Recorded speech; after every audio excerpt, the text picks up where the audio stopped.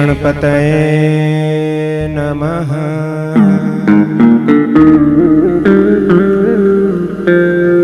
श्री सरस्वत्यै नमः। श्री गुरुचरणकमलेभ्यो नमः।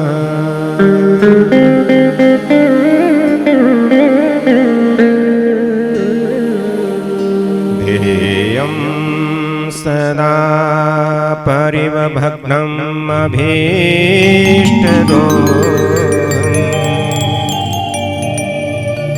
तीर्थास्पदं शिवविरञ्चिनुतं शरण्यं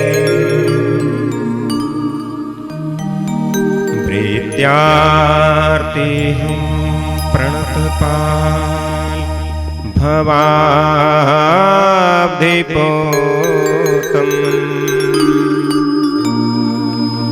वन्दे महापुरुष ते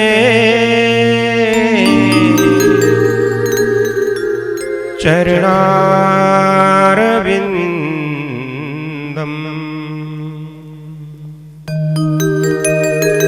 नीलाम्बुजश्यामलकोमलांगम्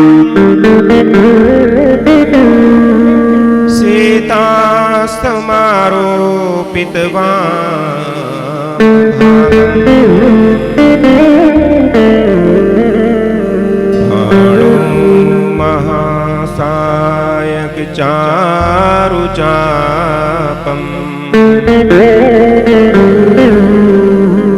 नमामि रामं रघुवंशनाथं।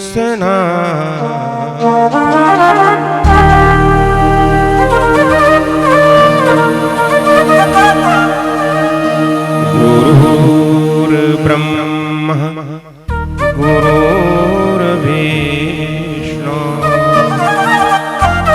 गुरुर्देवो महेश्वरा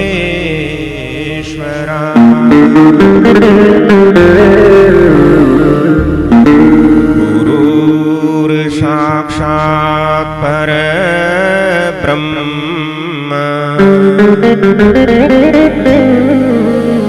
तस्मै श्री गुरुवे नमः।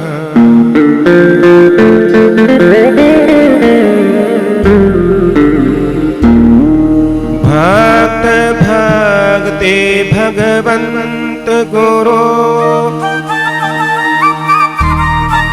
चतुर नाम वपु एक। इनके पद वंदन किए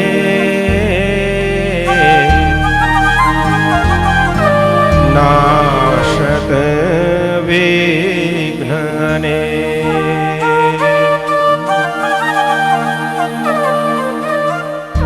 जय जय श्री राधारमण जय जय नवल किशोर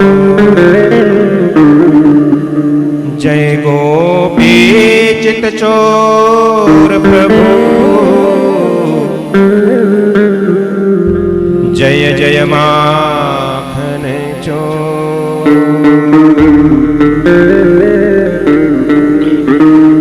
बोल वृंदावन में हरिलाल के उमापति महादेव की जय हो। पवन सुत हनुमान की जय। दुर्गा मैया की जय हो। सियावर रामचंद्र भगवान की जय हो। नमः पार्वती पतये हर हर महादेव। विराजमान समस्त मातृशक्ति धर्म की ध्वजाओं को लहराने वाली, मकानों को घर बनाने वाली, जिनकी कोख में जगदीश्वर भी आने के लिए तरसते हैं, तथा हमारा मुख्य यजमान परिवार तथा हमारे समस्त ब्राह्मण देवता विप्रबंधु संगीताचार्य व्यासपीठ से सबके हृदय में विराजमान उस परम तत्व परमेश्वर अखंड ब्रह्मांड नायक परतपर भगवान श्री कृष्ण के चरणों में हम वंदन करते हैं, प्रणाम करते हैं। आप सबके हृदय में विराजमान उस परम तत्व का हम वंदन करते हैं, उसको प्रणाम करते हैं। आज इस महायज्ञ की पूर्णाहुति का दिवस है। बड़ी कृपा की भगवान ने कि ये महायज्ञ जो है ये निर्विघ्नता पूर्वक अपनी पूर्णता की ओर जा रहा है, ये भी बड़ी बात है। तो आइए, आज अंतिम दिवस है इस महायज्ञ का, इस कथा का। तो कथा में प्रवेश करने से पहले थोड़ा सा भगवान का नाम संकीर्तन करते हैं, राधा गोविंद का, राधा रमण का। तो आइए सब मिलकर के अपनी वाणी को, अपनी जिह्वा को पवित्र करें। जय राधा माधव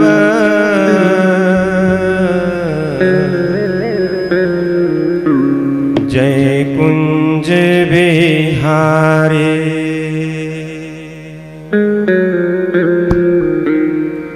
जय राधा माधव जय कुंज बिहारी,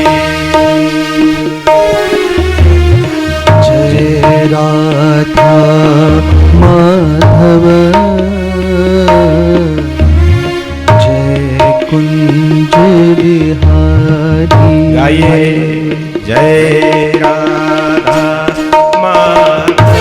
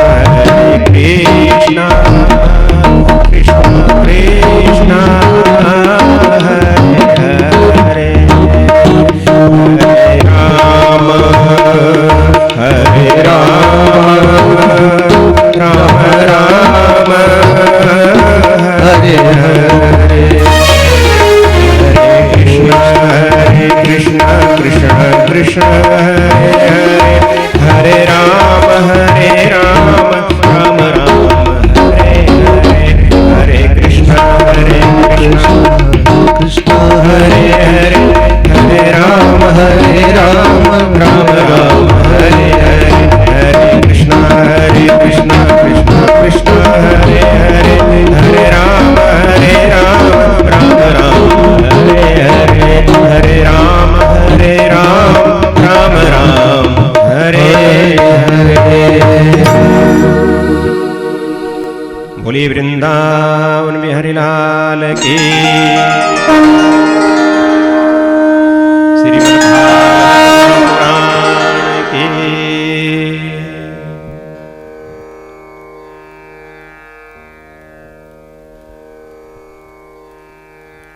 पिछले कल की कथा में हमने बड़ी सुंदर कथाएं भगवान की लीलाओं का वर्णन सुना। भगवान की लीलाएं अनंत हैं, उनका पार नहीं है। हमारी वाणी में इतनी शक्ति नहीं है कि हम भगवान की लीलाओं को कह सकें। हरि अनंत, हरि कथा अनंता। परंतु दो लीलाएं 10वें स्कंद में ऐसी है जिनको भागवत का प्राण कहा गया है। रास पंचाध्याय, ये 5 अध्याय श्रीमद् भागवत के प्राण कहे गए हैं। चीरहरण की लीला को बताया गया। चीरहरण भगवान श्री कृष्ण ने किसी की लैंगा को नहीं चुराया, किसकी चुंदरी नहीं चुराई, किसी के वस्त्र नहीं चुराए। ये जीव और ईश्वर का मिलन है। ये समाधि भाषा है, ये भागवत समाधि भाषा। हम तो आपको बहुत सरल तरीके से ये श्रीमद् भागवत की कथा सुना रहे हैं, बहुत सरल। ये बहुत कठिन है। श्रीमद् भागवत को समझना विद्याम बताम भागवते परीक्षा। बड़े बड़े विद्वान की बुद्धि चकरा जाती है भागवत को पढ़ते पढ़ते। तो ये बातें लौकिक कथा के द्वारा बताई गई कि कलयुगी मनुष्य की समझ में आ जाए। पुराणों की भाषा 3 प्रकार की होती है, लौकिकी, अलौकिकी और पारलौकिकी, जिनका अर्थ समझना सबके बस की बात नहीं है। तो चीरहरण की लीला क्या है? भगवान अपने भक्तों की आंखों से माया का पर्दा हटा करके भगत को अपना बना लेते हैं, बस। ये चीरहरण है। जीव, ब्रह्म और माया, वेदांत में उसी का वर्णन। जीव क्या है, माया क्या है और ब्रह्म क्या है। चीरहरण लीला का मतलब है भगत के आगे से माया का पर्दा हट करके भगत और भगवान एक हो जाते हैं। बोल वृंदावन बिहारी लाल की। देह अभिमान छूट जाता है। मैं पुरुष हूं, मैं स्त्री हूं, मैं बच्चा हूं, मैं बालक हूं, मैं वृद्ध हूं, मैं विद्वान हूं, मैं सुंदर हूं, मैं विद्वान हूं। ये सब सारे मैं के पर्दे हट करके देह अभिमान जब छूट जाता है तो फिर रास में प्रवेश मिलता है। रास मिल जाना। तो रास मंडल में इन गोपियों के भी अनेक प्रकार हैं। पद्म पुराण में 4 प्रकार की गोपिकाओं का वर्णन आता है। कितने प्रकार की? 4 प्रकार की गोपिकाओं का वर्णन है। पहले प्रकार की जो गोपिकाएं हैं, प्रथम श्रेणी की जो गोपिकाएं हैं, कौन है? वेद के मंत्र ही गोपिका का रूप धारण करके रास में प्रवेश कर रहे हैं। वेद के मंत्र बताइए। वेद स्वयं मूर्तिमान होकर के गोपी बने। नंबर 2, ये गोपियां ऋषि रूपा है। ऋषि रूपा अरण्यक, वनों में रहने वाले मुनि, ऋषि मुनि भगवान से मिलने के लिए लालायित थे रामावतार में। लेकिन भगवान राम कहते हैं कि हे ऋषियों, इस समय मैं मर्यादित हूं। मैं संसार को मर्यादा सिखा रहा हूं कि जीना कैसे चाहिए, मर्यादा क्या है। इसमें मैं आपकी इच्छा पूर्ण नहीं कर सकता। जब मेरा कृष्ण अवतार होगा तो आप में आना, खूब रास करेंगे, खूब गले मिलेंगे। तो दंडकारण्य के ऋषि मुनि गोपिका बनकर के आए। ये दूसरे प्रकार की गोपिका। नंबर 3, चीरहरण के प्रसंग में जब गोपिकाओं ने कात्यायनी का व्रत किया और भगवान से वरदान मांगा, व्रत किया, पूजन किया भगवान को प्राप्त करने के लिए। कात्यायनी भगवती से प्रार्थना की तो ये ब्रजमंडल की गोपिकाएं रास में गोपी बन करके आई। बोल वृंदावन बिहारी लाल की। चौथे नंबर की गोपिकाएं कौन है? जब पृथ्वी माता ब्रह्मा के पास गई थी कि मेरे ऊपर बड़े भारी पाप हो रहे हैं, मैं सातल में चली जाऊंगी, कुछ करिए। तो ब्रह्मा ने देवताओं को आदेश दिया था कि वसुदेव के घर में कृष्ण जो है वो, भगवान जो है, नारायण जो है वो कृष्ण बन करके आ रहे हैं। आप सब देवताओं का कर्तव्य है कि आप भी सपत्नीक गोपी और गोप बन करके आए। बोल वृंदावन बिहारी लाल की। और इस रास लीला के 3 सिद्धांत हैं, 3 बातें हैं इस रास लीला की, ध्यान देना। इस रास में शरीर का कोई मतलब नहीं है, शरीर से कोई लेना देना नहीं है। ये शरीर का रास नहीं है, ये शरीरों का खेल नहीं है, ये आत्मा का परमात्मा में मिलन का ये खेल है। पहली बात, गोपी का शरीर से कोई लेना देना नहीं है। दूसरी बात, रास लीला जो है ये लौकिक कार्य नहीं है, जैसे आप और हम समझते हैं वैसा नहीं है, ये लौकिक कार्य नहीं है। नंबर 3, ये जीव और ईश्वर का मिलन है। बोल वृंदावन बिहारी लाल की। ये जीव और ईश्वर का मिलन। नारद ने देखा कि भगवान जो है वो डटे हैं लीलाओं में, कंस के अत्याचार बढ़ रहे हैं, कब मारेंगे कंस को। नारद कंस के पास गए कि कंस क्या सोया हुआ है, आज 16 वर्ष के हो गए कन्हैया, कब मारोगे उसको। कंस कहता है, बड़ा सत्कार किया नारद का, आदर किया। हाँ नारद जी, मैं सोच रहा हूं कि मैं कैसे मारा जाए, आप ही उपाय बताइए। नारद जी कहते हैं, आपके पास शिव शंकर का दिया हुआ धनुष है, उसका यज्ञ रचो, उसका मेला रचो, बड़ा आयोजन करवाओ और सब आस पड़ोस के सब गांवों को बुलाओ, सबको न्योता दो और उस मेले में कृष्ण और बलराम को भी बुलाओ। बोल वृंदावन बिहारी लाल की। बस तेरा काम हो जाएगा।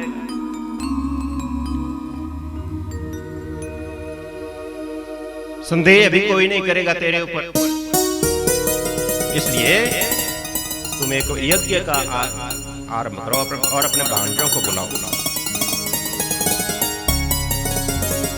तो कंस ने क्या किया, अक्रूर को बुलाया, जो कंस का सारथी है अक्रूर। और ये अक्रूर कृष्ण के चाचा लगते हैं, कंस के यहाँ नौकरी करते हैं। अक्रूर को बुलाया और अक्रूर को कहा कि अक्रूर जाओ, हम बड़ा यज्ञ कर रहे हैं, आयोजन कर रहे हैं, धनुष यज्ञ कर रहे हैं, जाओ हमारे प्यारे भांजों को बुलाओ, उनको न्योता दो, निमंत्रण दो।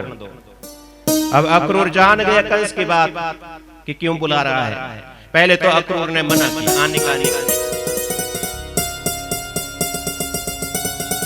आना खाने की नहीं, बहाने मारने लगा, क्योंकि अक्रूर को पता था कंस क्यों बुला रहा है। लेकिन कंस ने कहा, अक्रूर अगर मेरी बात नहीं मानेगा तो तुझे मृत्यु दंड मिलेगा।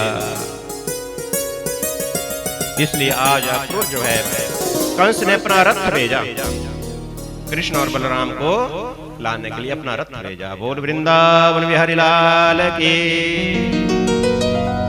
अपना रथ भेजा। मथुरा से वृंदावन के लिए 2 घंटे का रास्ता है, पूरा दिन लग गया अक्रूर को। रास्ते में 10 बार 20 बार तो रथ को रोकते हैं, सोचते हैं, ये भी सोचते हैं कि मैं कितना सौभाग्यशाली हूं, आज मुझे कृष्ण के दर्शन होंगे, कृष्ण से मिलन होगा, मैं बड़ा सौभाग्यशाली हूं, ये भी सोच रहे हैं। शाम को होने जा रही है, गोधूली बेला आ गई और अक्रूर जो है वो रथ लेकर के वृंदावन में प्रवेश कर रहे हैं। और उधर से कन्हैया जो है, बलराम जो है, वो जंगलों से गैये चरा करके आ रहे हैं। बोल वृंदावन बिहारी लाल की। रास्ते में ही मिल गए। जैसे अक्रूर ने कृष्ण को देखा, दौड़ पड़े, उछल पड़े रथ से कृष्ण को गले लगाने के लिए। जैसे ही गले लगाने के लिए तैयार हुए, कृष्ण कहते हैं काका क्या कर रहे हो, मुझे चरण वंदना करने दो, आप मेरे काका लगते हैं। दोनों मिले, काका जी ऐसा बताइए कैसे आना हुआ, क्यों आ रहे हो?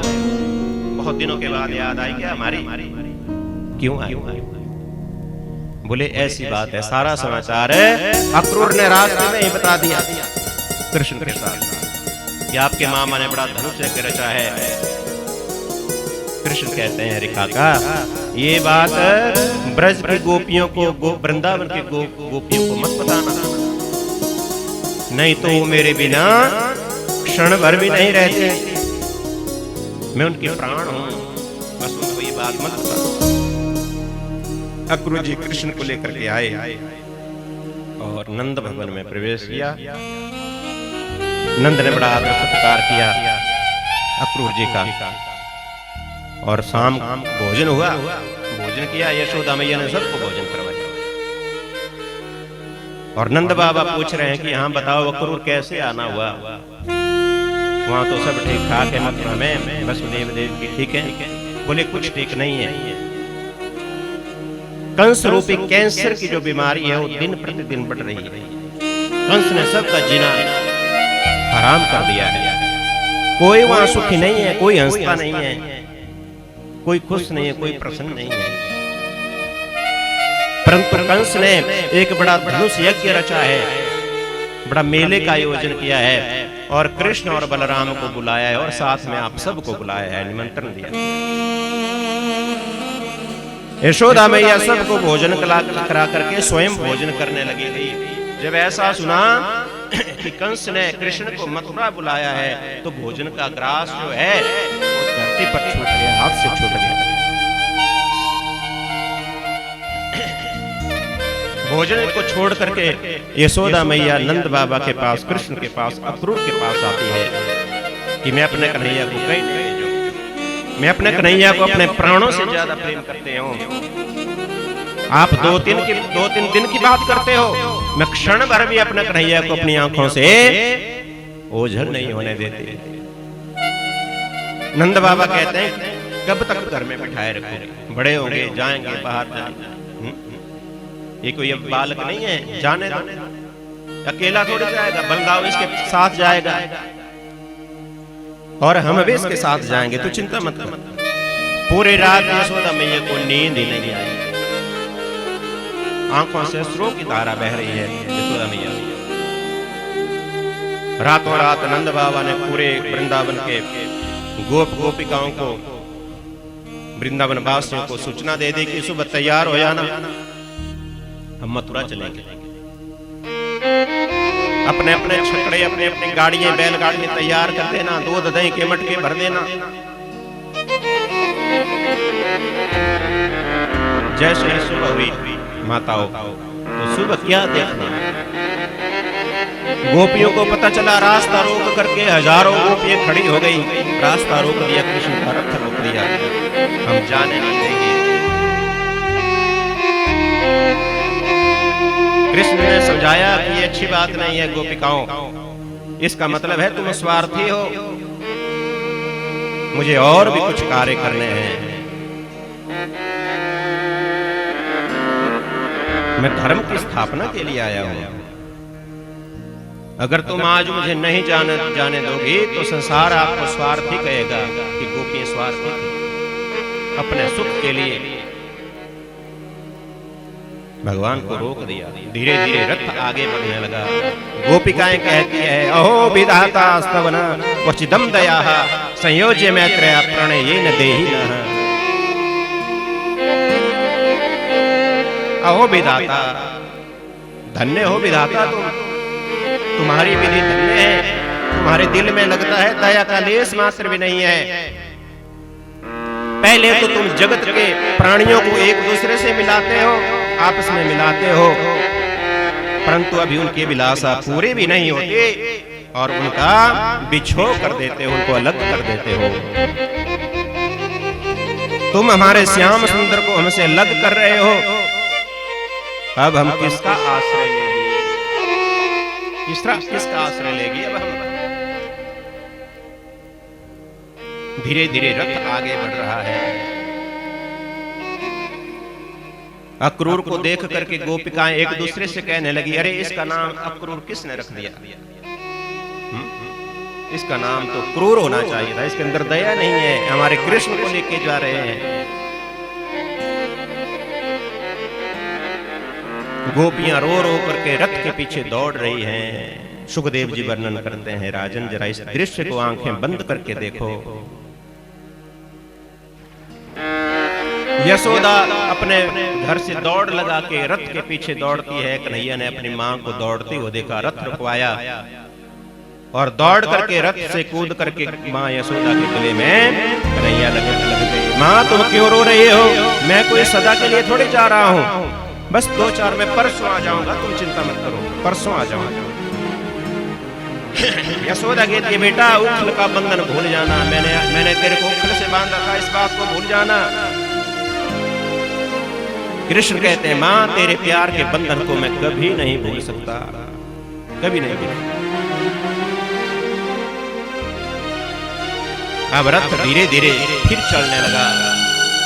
यशोदा माता मिट्टी की मटकी में माखन रख रही है, माखन लेके आ रही है, रोटी लेकर के आ रही है। मैया यशोदा मैया अक्रूर को कहती है कि अक्रूर ये लो माखन, ये लो रोटी, जब मेरे लाला को भूख लगे तो ये माखन और रोटी खिला देना, और जब ये रोटी और माखन खाने के लिए मना करें तो इसको मेरी सौगंध दिला देना। मेरा कन्हैया बड़ा कोमल है, मेरा कन्हैया बड़ा भोला है, ये अपने आप रोटी नहीं भोजन नहीं करता।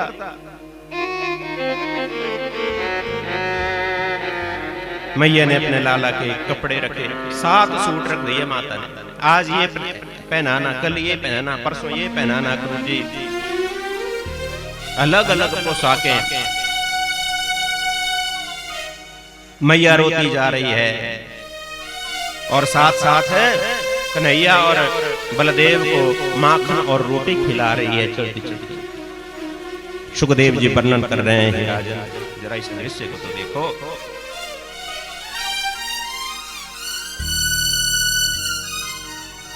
बेटा कन्हैया, पुत्र कन्हैया, जब भूख लगे तुम्हें माखन और रोटी अक्रूर की आंखों दे रही, इनसे मांग कर ले लेना, मांग कर खा लेना। मैं तुम्हारी बंसी को संभाल कर रखूंगी कन्हैया, आकर के तुम इस बंसी को बजा लेना। सुखदेव जी राजा परीक्षित को कहते हैं, राजन संसार के सभी प्राणी अपनी इंद्रियों की पूर्ति के लिए जीवन भर प्रयत्न करते रहते हैं। कोई स्त्री पुत्र आदि के लिए, कोई मुक्ति की प्राप्ति के लिए, कोई धन के लिए, कोई संपत्ति के लिए भगवान से प्रेम करता है। परंतु गोपिकाओं और गौएं भगवान श्री कृष्ण के विरह में दुखी हो रही है, रो रही है। कुछ मुक्ति के लिए प्रयत्न करते हैं, कुछ ऋषि मुनि तपस्या करके उसको प्राप्त करने के लिए प्रयत्न करते हैं। हिरण्याक्ष और हिरण्यकश्यपु युद्ध करके शत्रु भाव से चिंतन करते हैं। राजन तो परीक्षित कहते हैं, हे गुरुदेव आपकी दृष्टि में कौन सा पुरुषार्थ उत्तम है? आपकी दृष्टि में कौन सा उपाय भगवान को प्राप्त करने का उत्तम है, ये बताइए गुरुदेव। तो सुखदेव जी कहते हैं, राजन मेरी दृष्टि में कृष्ण प्रेम ही उत्तम है, और निष्काम प्रेम जिसके हृदय में आ जाता है भगवान के प्रति। अपने परिवार से तो बंदर और बंदरियां भी प्रेम करते हैं, तभी तो बंदरी जो है अपने बच्चे को अपने छाती से, अपने सीने से लगा करके चलती है। लेकिन हे राजन, जो जीव भगवान की कथा में नाचता है, भगवान की कथा में अश्रु बहाता है, भगवान की कथा में प्रेम में गदगद होकर के गाता है,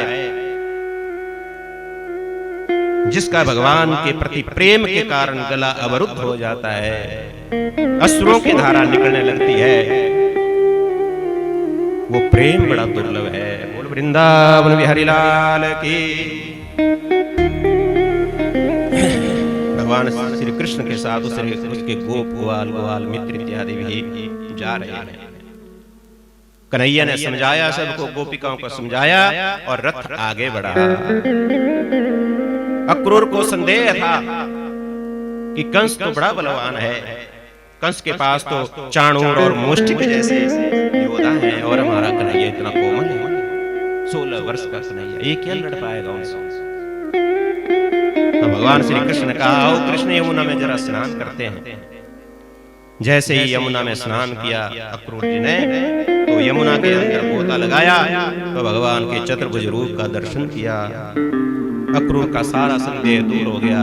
आज अक्रूर बड़े प्रसन्न हैं। बोल वृंदावन बिहारी लाल की। आज भगवान श्री कृष्ण मथुरा में प्रवेश कर रहे हैं, फूलों की वर्षा कर रहे हैं मथुरा वासी। ये जो गोरे गोरे हैं ये बलदाऊ हैं, और ये काले काले हैं, ये जो श्याम रंग के हैं ये कौन है? ये कृष्ण है। आपस में बातें कर रही हैं स्त्रियां, लोग कितने सुंदर हैं। गोकुल में प्रवेश करते बार सुखदेव जी कह रहे हैं, राजन जरा इस छवि को तो देखो, भगवान नंगे पांव हैं। क्योंकि भगवान के जो मित्र हैं गोप और जो ग्वाले हैं वो भी नंगे पांव हैं। भगवान ने 16 वर्ष तक नंगे पांव वृंदावन में वास किया। क्यों? क्योंकि मेरे मित्र ऐसा ना समझें कि मैं राजा का बेटा हूं। आज सीधे कहां गए? धोबी के घाट गए, धोबी के पास। धोबी को कहते हैं कृष्ण मामा जी, राम राम। बड़े सुंदर वस्त्र हैं, बड़े सुंदर वस्त्रों को धो रहे हैं, आप जरा 2-4 वस्त्र हमारे मित्रों को भी दे दीजिए। धोबी कहता है, हटो यहां से, ग्वार कहीं कहीं, नालों का पानी पीने वाले, और राज वस्त्रों की इच्छा करते हो, भागो नहीं तो मार पड़ेगी। जैसे ही धोबी मारने के लिए आया, भगवान श्री कृष्ण ने एक चांटा मारा और धोबी वहीं पर चित्त हो गया। बोल वृंदावन बिहारी लाल की। बाल ग्वालों ने अपनी मनपसंद के वस्त्र लिए और पहने और चल पड़े। वस्त्र हैं 7-8 फुट के और बाल गोपाल है 3-3 फुट के। साथ में झाड़ू लगता चल रहा है रास्ते में। बाजू इतने बड़े बड़े हैं, धरती में रगड़ते हुए जा रहे हैं, बड़े लंबे लंबे वस्त्र है। तो उसके बाद भगवान श्री कृष्ण का एक भक्त है दर्जी, उसके पास गए। दर्जी ने बंधन किया, पहचान लिया भगवान को, प्रणाम किया। दर्जी ने उन गोप और ग्वालों के नाप के बराबर उन वस्त्रों को काट करके सिला और गोपों को पहनाया। बोल वृंदावन बिहारी लाल की।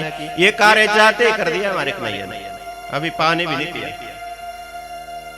नंद बाबा और जो बड़े बड़े इनके चाचा ताया थे वो विश्राम करने लगे कमरे में, अतिथि कक्ष में, और जाते कर दिया कृष्ण भगवान ने 2 काम कर दिया। धोबी का उद्धार कर दिया। उसके बाद कृष्ण कहते हैं, बाबा जी आप रुको, हम जरा घूम करके आते हैं, हम जरा नगर की सुंदरता देखने के लिए जाते हैं, मेला देखने, यज्ञ देखने के लिए जाएंगे, हमने क्या करना यहां बैठ।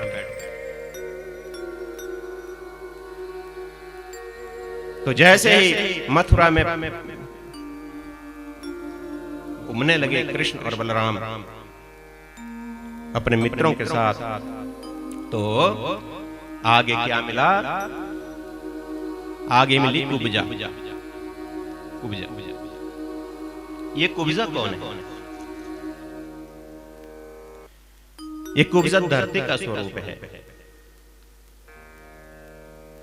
धरती कुब्जा कब होती है? धरती झुकती कब जाती है? कबती है, कब झुकती है धरती? जब इस धरती पर पाप पड़ जाता है तो धरती कुब्जा का रूप ले लेती है। बोल वृंदावन बिहारी लाल की। कुब्जा से कोई बात नहीं करता है, ये बड़ी कुरूप है। जब कुब्जा को चंदन लेकर के भगवान श्री कृष्ण ने देखा तो जाकर के कुब्जा के पास खड़े हो गए, कुब्जा के सामने खड़े हो गए और कुब्जा को पुकारा भगवान श्री कृष्ण ने, ऐ सुंदरी जरा रुकिए। तो कुब्जा को बड़ा आश्चर्य हुआ कि मेरे साथ कोई बात करने वाला नहीं है, मेरे से कोई वार्तालाप करने का इच्छुक नहीं है, मेरे से कोई बात नहीं करना चाहता। और आज मुझे सुंदरी का संबोधन करते हुए ये कौन है? कुब्जा बड़ी प्रसन्न हुई। भगवान कुब्जा के सामने खड़े हो गए। कुब्जा चंदन लगाना चाहती है भगवान को, लेकिन इतनी कुबड़ी है कुब्जा कि हाथ मस्तक तक नहीं पहुंच रहा है कुब्जा, कैसे चंदन लगाए। भगवान ने शुद्ध भाव को देखा, निर्मल भाव को देखा। एक हाथ छौनी में रखा, ठोडी में रखा कुब्जा के भगवान ने, एक और अपने पांव से कुब्जा के पांव दबाए और एक झटका दिया और कुब्जा का जो कुब्बड़ था वो बिल्कुल सीधा हो गया। कुब्जा विश्व सुंदरी बन गई, अप्सरा जैसी सुंदरी बन गई कुब्जा। बोलिए वृंदावन बिहारी लाल की। भगवान ने आज यज्ञशाला में प्रवेश किया, यज्ञ में प्रवेश किया।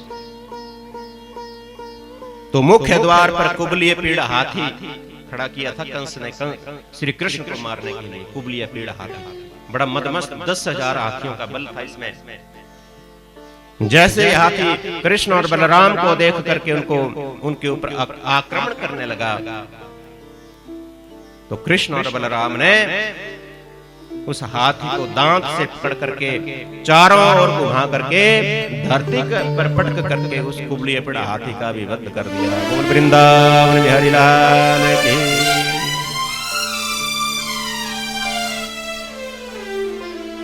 और सीधे आज भगवान श्री कृष्ण ने धनुष, जहां धनुष रखा गया था, भगवान शंकर ने कंस को यह धनुष दिया था। कंस ने भगवान शंकर की बड़ी घोर तपस्या की थी और प्रसन्न होकर के कंस ने, भगवान शंकर ने कंस को धनुष दिया था और कहा था कि हे कंस, इस धनुष को सुरक्षित रखना, क्योंकि जिस दिन ये धनुष टूटेगा उस दिन तो भी टूट जाएगा। जो इस धनुष को तोड़ेगा वो तेरे को भी तोड़ करके रख देगा। बोल वृंदावन बिहारी लाल की। पलक झपटे हजारों लोग बैठे हैं, रंग मंच अखाड़ा सजा है, अखाड़ा सजा है। मल्लयुद्ध का कार्यक्रम भी रखा है कंस ने। भगवान श्री कृष्ण ने पलक झपटे ही धनुष को उठाया और पलक झपटे इसे 2 टुकड़े कर दिए, धनुष को तोड़ दिया। बड़ा भयंकर शब्द हुआ धनुष टूटने का। कंस को पता चला, रे पकड़ो चाणूर मुष्टिक, जाओ, ये भागने ना पाए। बोल वृंदावन बिहारी लाल की। अखाड़ा सजा है, चाणूर और मुष्टिक जो 10-10 हजार हाथियों का बल रखने वाले मल्ल योद्धा हैं, वो खड़े हैं। चाणूर को कृष्ण ने पकड़ा और मुष्टिक को बलराम ने पकड़ा। भयंकर युद्ध होने लगा। ये अखाड़ा क्या है? ये संसार ही अखाड़ा है। काम और क्रोध इसके मल्ल हैं। बोल वृंदावन बिहारी लाल की। और इस संसार में, इस संसार रूपी अखाड़े में रह करके हमें भी काम और क्रोध जैसे इन दुष्ट बलवान चाणूर और मुष्टिक से युद्ध करना पड़ता है। विजयी वही होता है जो भगवान की शरण में रह करके इन दैत्यों से युद्ध करता है। चाणूर को कृष्ण ने पटक दिया और मुष्टिक को बलराम ने पटक दिया, दोनों का वध कर दिया। एक चाणूर और मुष्टिक काम और क्रोध का स्वरूप है। सबसे पहले अपने हृदय में आने से, सबसे पहले हमारे हृदय में भगवान को आने में जो बाधा डालता है, जो बाधा डालने वाली प्रवृत्तियां होती है, पहले हमें उनका संहार करना पड़ता है, तब जाकर के भगवान आते हैं हमारे हृदय में। बोल वृंदावन बिहारी लाल की। कंस बैठा है, हजारों लोग बैठे हैं अखाड़े के चारों तरफ, बच्चे, पुरुष, स्त्रियां, वृद्ध सब बैठे हैं और भगवान का दर्शन सब अपने अपने भाव के अनुसार कर रहे हैं। मित्रों को भगवान श्री कृष्ण अपने मित्र जैसे दिख रहे हैं। शत्रुओं को भगवान श्री कृष्ण बड़े बड़े बहुत ताकतवर दिख रहे हैं, बड़े योद्धा दिख रहे हैं। प्रेमियों को भगवान श्री कृष्ण प्रेमी के रूप दिख रहे, प्रेमी के समान दिख रहे हैं। जैसी दृष्टि वैसी सृष्टि, जैसा जैसा जिसका भाव था उस भाव से भगवान का सब दर्शन कर रहे थे। एक छलांग लगाई भगवान ने और कंस के सिंहासन पर के पास आ गए।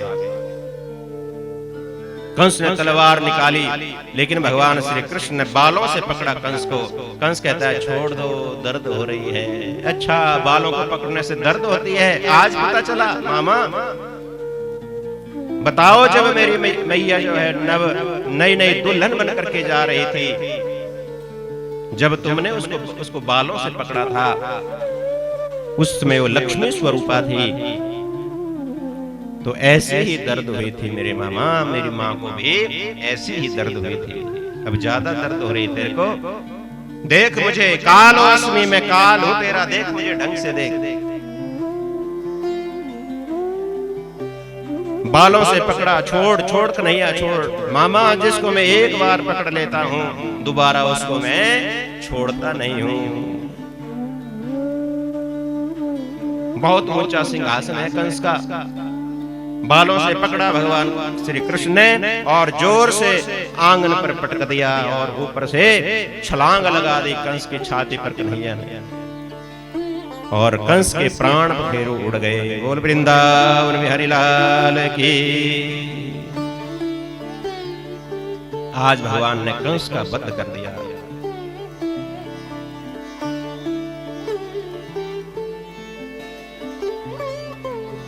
लाखों नर नारी देख रहे हैं। 35 वर्षों से कोई हंसा नहीं मथुरा में। सारे लोग, सारी प्रजा हंसना भूल गए। इतने अत्याचार किए थे कंस ने, कोई हंसा नहीं था मथुरा में, क्योंकि कंस ने किसको हंसने नहीं दिया था। आज सब डर रहे थे, परंतु जैसे ही कृष्ण ने कंस का वध किया, कंस का संहार किया, सारे लोग, सारे नर नारी, बालक, बच्चे, वृद्ध सब जोर जोर से हंसने लगे। बोल वृंदावन बिहारी लाल की।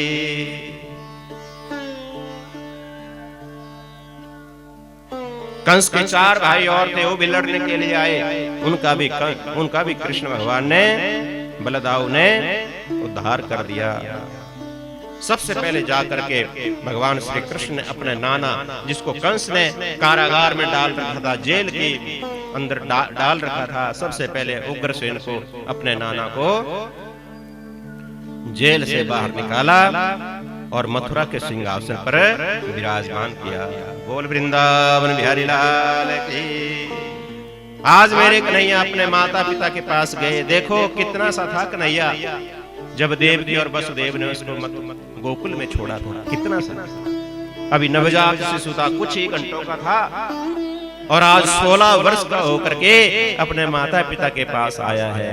अपने माता पिता को बेड़ियों से मुक्त किया, वसुदेव और देवकी को बेड़ियों से मुक्त किया, कारागार से निकाला, और सबसे पहले भगवान श्री कृष्ण ने अपने माता पिता के चरणों में वंदन किया, प्रणाम किया। बोल वृंदावन बिहारी लाल की।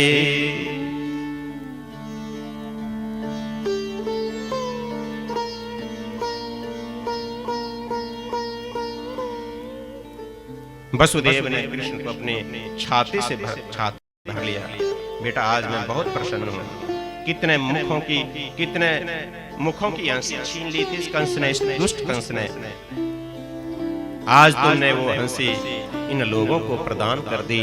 आज मैं बड़ा प्रसन्न हूँ। देव की बार बार निहारती है कन्हैया को, याद कर रही है उस क्षण को जब कन्हैया कुछ ही घंटों का था, 1.5-2 घंटों का था। बार बार निहार रही है देव की मैया।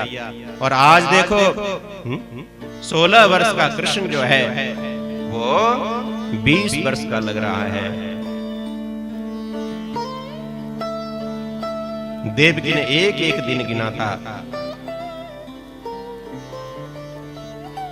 ये यशोदा मैया के वात्सल्य का, यशोदा मैया के प्रेम का फल है। बोल वृंदावन बिहारी लाल की। 3 दिन हो गए, 3-4 दिन हो गए आज कन्हैया को वृंदावन से मथुरा आए।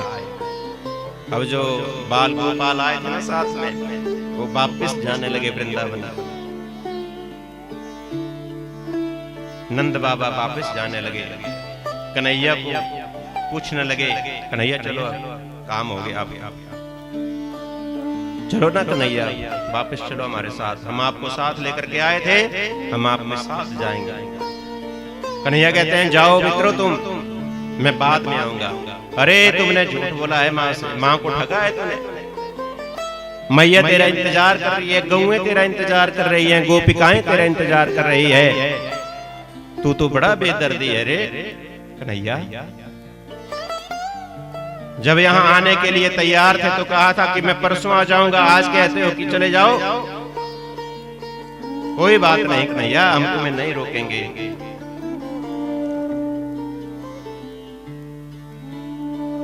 नंद बाबा अपने गोप गोपालों के साथ, बलदाऊ भैया के साथ वापिस वृंदावन आ गए और कन्हैया जो है देवकी और वसुदेव के घर में रहने लगे। बोल वृंदावन बिहारी लाल की। आज देवकी और वसुदेव ने भगवान श्री कृष्ण का मुंडन करवाया, केस के बाल कटवाए, चोटी रखी, जनेऊ संस्कार किया। देखो भगवान भी चोटी रखते थे, जनेऊ डालते थे। और आज हम किस दुनिया में जी रहे हैं, अपने आप को बड़ा मॉडर्न समझते हैं हम। चोटी क्या है? ये हिंदू धर्म की पहचान है। जितने भी धर्म है देखो, दूर से पता चल जाता है कि ये क्रिश्चियन है, ये मुसलमान है, ये ईसाई है, ये सिख है, सबका पता चल जाता है उनके पहनावे से। और एक हिंदू ही है जो किसी श्रेणी में नहीं है।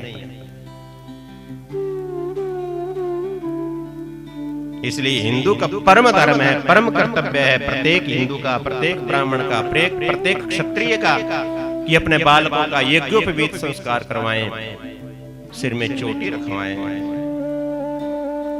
जिस चोटी और यज्ञोपवीत के लिए हमारे बुजुर्गों और आपके बुजुर्गों ने अपने सर कटा दिए थे, लेकिन चोटी और जनेऊ के साथ हाथ नहीं लगाने दिया था विधर्मियों को, मुसलमानों को।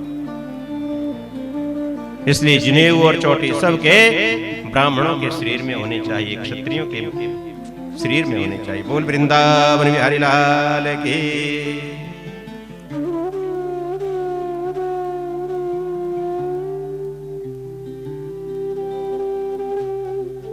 मुंडन कराया, जनेऊ संस्कार करवाया और वसुदेव और देवकी ने आज भगवान श्री कृष्ण को विद्यालय गुरुकुल पढ़ने के लिए भेज दिया।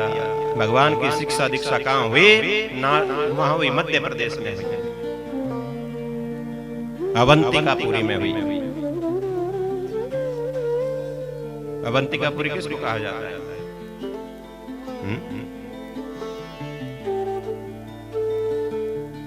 अवंतिकापुरी में सांदीपनी ऋषि के आश्रम में भेज दिया गया।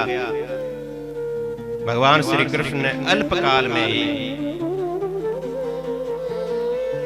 उज्जैन में शिक्षा प्राप्त की है। भगवान श्री कृष्ण ने कहा? उज्जैन में सांदीपनी ऋषि के आश्रम में अल्पकाल में ही 18 विद्याओं का, सारी विद्याओं का ज्ञान प्राप्त कर लिया। भगवान श्री कृष्ण ने अपने गुरुदेव को दक्षिणा के रूप में उसके मरे हुए पुत्रों को वापस दिया। 5 जन्य नाम का राक्षस को मार करके 5 जन्य शंख प्राप्त किया भगवान श्री कृष्ण ने। और वहीं पर सुदामा की मित्रता भगवान श्री कृष्ण से हुई। बोल वृंदावन बिहारी लाल की। सुदामा के साथ मित्रता होगी। आज भगवान स्कूल से वापस आए हैं, पढ़ करके आ गए भगवान। और जैसे ही पढ़ करके आए भगवान, तो भगवान उदास उदास रह रहे हैं। कृष्ण उदास, किसी से बात नहीं करते हैं, चुप रहते हैं, उदास, ना भोजन करते हैं। देवकी और वसुदेव, एक दिन देवकी को कहा वसुदेव ने कि जाओ कन्हैया को भोजन करा के आओ। तो देवकी जो है वो भोजन की थाली लेकर के कन्हैया के पास गई। और जैसे ही देवकी ने कन्हैया के कमरे का दरवाजा खोला तो कन्हैया क्या कर रहे थे? रो रहे थे। सिसकियों से सिसकियां भर भर के रो रहे थे। कन्हैया चुपचाप कमरा बंद करके। देवकी ने देखा, डर गई देवकी। एकदम क्या हो गया कन्हैया को? क्योंकि देवकी ने कभी भगवान श्री कृष्ण को गोदी में उठा करके खिलाया नहीं था। और माँ यशोदा कैसे खिलाती थी? गोदी में बिठाती थी, पहले प्यार करती थी, फिर अपने हाथ से कन्हैया को भोजन करवाती थी। थाली रखी, देवकी ने थाली रखी और दौड़ करके वसुदेव के पास गई और कहती है, मैं क्या बताऊं आपसे, आज पहली बार जीवन में कृष्ण को भोजन करने के लिए, भोजन कराने के लिए मैं गई, तो जैसे ही मैंने दरवाजा खोला तो भगवान, तो मेरे कन्हैया, हमारे गोपाल जो है रो रहे थे। पता नहीं क्या क्यों रो रहे, क्या बात हो सकती है। गंभीर समाधि लगा करके बैठा रहता है। जब से ये स्कूल से आया है, वसुदेव कहते हैं, देवकी ये बात तो मैं भी देख रहा हूँ, जब से ये स्कूल से पढ़कर आया है इसका मन नहीं लग रहा है। क्या कारण हो सकता है, हम कैसे पूछें। तो वसुदेव ने उद्धव को बुलाया, बोल वृंदावन बिहारी लाल की। उद्धव को बुलाया, उद्धव जरा जाओ अपने मित्र का हाल चाल पूछो, शायद तुमसे ये अपने बात बता दें, पूछो जरा। क्योंकि बालक अपने माता पिता से जो छुपाता है वो मित्रों से बता देता है, इसलिए उद्धव जाओ। उद्धव श्री कृष्ण के मित्र हैं, क्या अपराध हो गया हमसे, पूछो जरा। और जैसे ही उद्धव गए, भगवान श्री कृष्ण को पूछने लगे कि कन्हैया बताओ क्यों रो रहे हो, क्या तकलीफ है तुम्हें यहाँ। जब उद्धव ने ऐसा कहा तो भगवान श्री कृष्ण ने उद्धव को गले लगा दिया और जोर जोर से रोने लगे। भगवान बोली वृंदावन बिहारी लाल की। भगवान कहते हैं,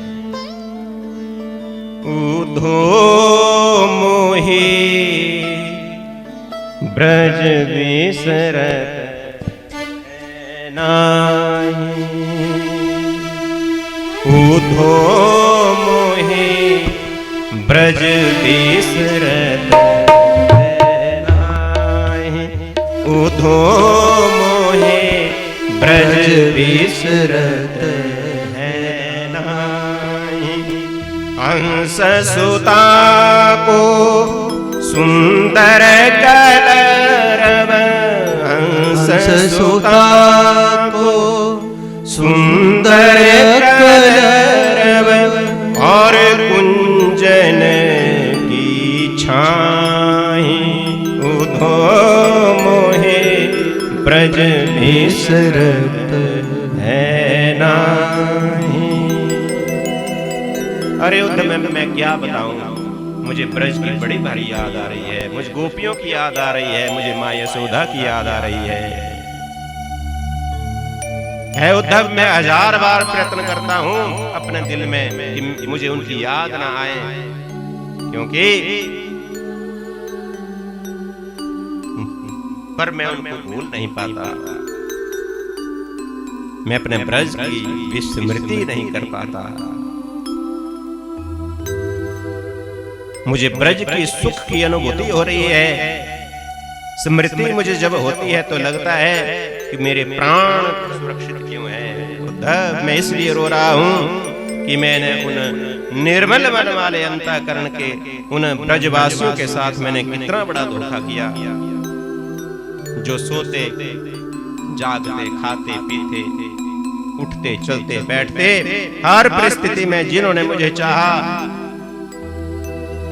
गोकुल का इतना बड़ा वैभव, मेरे लिए गोकुल का इतना बड़ा वैभव, सारे महल चौबारे एक क्षण में मेरे बाबा नंद ने त्याग कर दिया और मेरी सुरक्षा के लिए वृंदावन आ गए थे मेरे लिए, और मैंने उनको ठगा कि मैं परसों आ जाऊंगा। आज मुझे इतने वर्ष हो गए आए हुए, मैं जरा सा दूध कम पीता था ना उद्धव, तो मेरी माँ यशोदा सभी वैद्यों को, सारे डॉक्टरों को इकट्ठा कर देती थी कि मेरे बालक ने दूध कम क्यों पिया। अरे उद्धव जब मैं मुरली बजाता था तो हजारों गऊएं मेरे इर्द गिर्द खड़ी हो जाती थी, बछड़े पूंछ उठा करके मेरी तरफ देखने लगते थे, और जब मैं मुरली बंद कर देता था ना उद्धव, तो टेढ़ी नजर से छोटे छोटे बछड़े मेरी तरफ ऐसे देखते थे मानो ऐसा कह रहे हो कि रे कन्हैया मुरली बजाना बंद क्यों कर दिया, मुरली बजाओ, बजाओ ना मुरली। मैं उन ब्रज गोपिकाओं का सर्वस्व हूं उद्धव।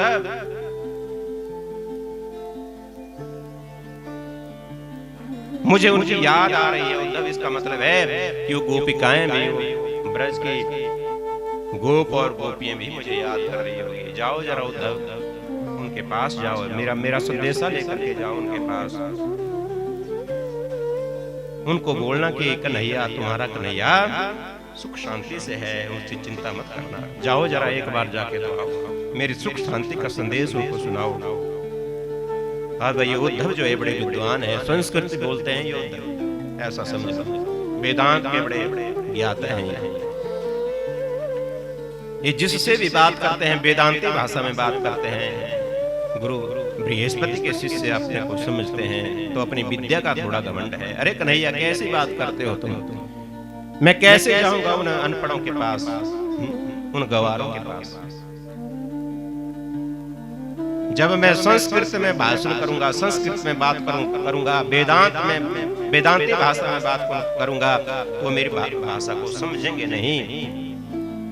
मैंने क्या करना वहां जाकर, क्योंकि वो मेरी भाषा को समझेंगे नहीं। कृष्ण कहते हैं ओ उद्धव, इतना बड़ा घमंड है अपनी विद्वता पर। अरे तुम एक बार जाओ तो सही, फिर देखना, एक बार तो जाओ। आज उद्धव जो है,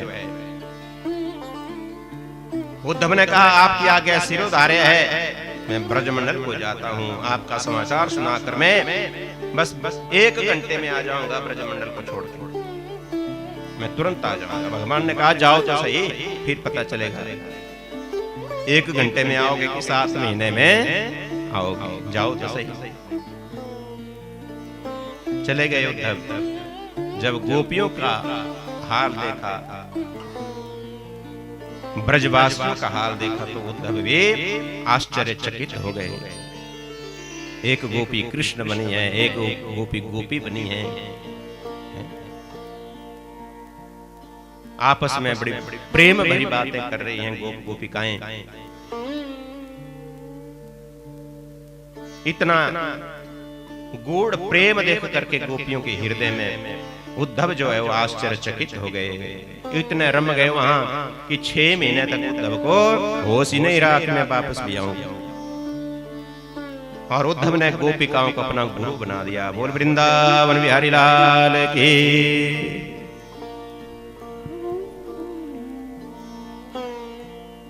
क्योंकि प्रेम की जो भाषा है, ये प्रेम की भाषा सबको अपनी ओर आकर्षित कर देती है, चाहे कोई कितना भी बड़ा वेदांती, कितना भी बड़ा विद्वान क्यों ना हो।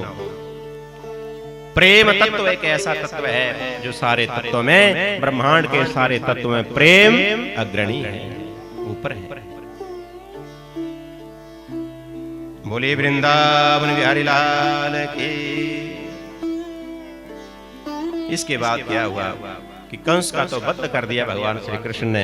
अब कंस की 2 पत्नियां हैं, अस्ति और प्राप्ति। जाकर के शिकायत कर दी इन पत्नियों ने जरासंध के साथ। और जरासंध ने क्या किया, कंस की मृत्यु का बदला लेने के लिए जरासंध ने चढ़ाई कर दी मथुरा के ऊपर।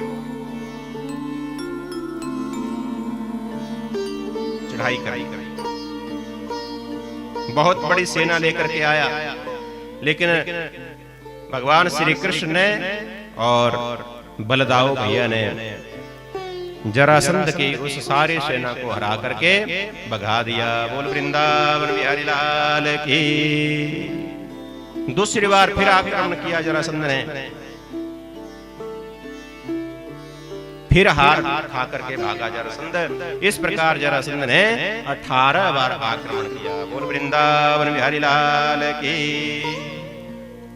और इस बार जरासंध ने क्या किया, 11,000 ब्राह्मणों को पूजा में बैठा दिया कि मेरी विजय हो, इसलिए 11,000 ब्राह्मणों को जप के लिए बैठा दिया। और ब्राह्मणों को कह दिया जरासंध ने कि इस बार अगर मैं हारा तो सभी ब्राह्मणों को मैं सूली पर लटका दूंगा। बोल वृंदावन बिहारी लाल की। और भगवान तो ब्राह्मणों से बड़ा प्रेम करते हैं, बहुत प्रेम करते हैं भगवान ब्राह्मणों से।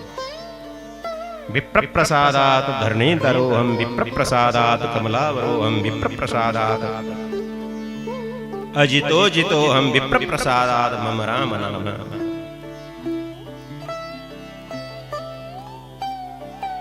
बोले वृंदावन बिहारी लाल की। इस बार ब्राह्मणों को बिठाया जप में और जरासंध ने फिर चढ़ाई कर दिया मथुरा के ऊपर। भगवान ने कहा दाऊ भैया आज लड़ना नहीं है। तो दाऊ बोले क्या करना है? फिर बोले भागना है। बोले नहीं कन्हैया हमने कभी भी युद्ध से पीठ नहीं दिखाई शत्रु को। बोले अगर हम आज जीत गए तो 11,000 ब्राह्मण जो है उनकी जिंदगी खतरे में पड़ जाएगी। ये दुष्ट जरासंध उनको सूली में चढ़ा देगा, इसलिए भागो युद्ध से।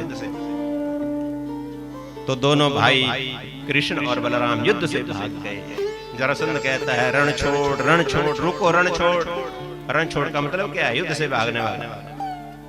जब रण छोड़ इसने जरासंध ने कहा तो बलदाऊ पीछे फिर मुड़े कि अरे क्या कह रहा है कृष्ण, इसको जरा मजा चखा देंगे आज।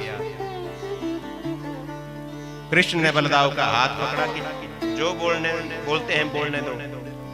वैसे भी माखन चोर कहते थे, आज एक नाम हमारा नया जुड़ गया। क्या? रण छोड़। बोली रण छोड़ भगवान की।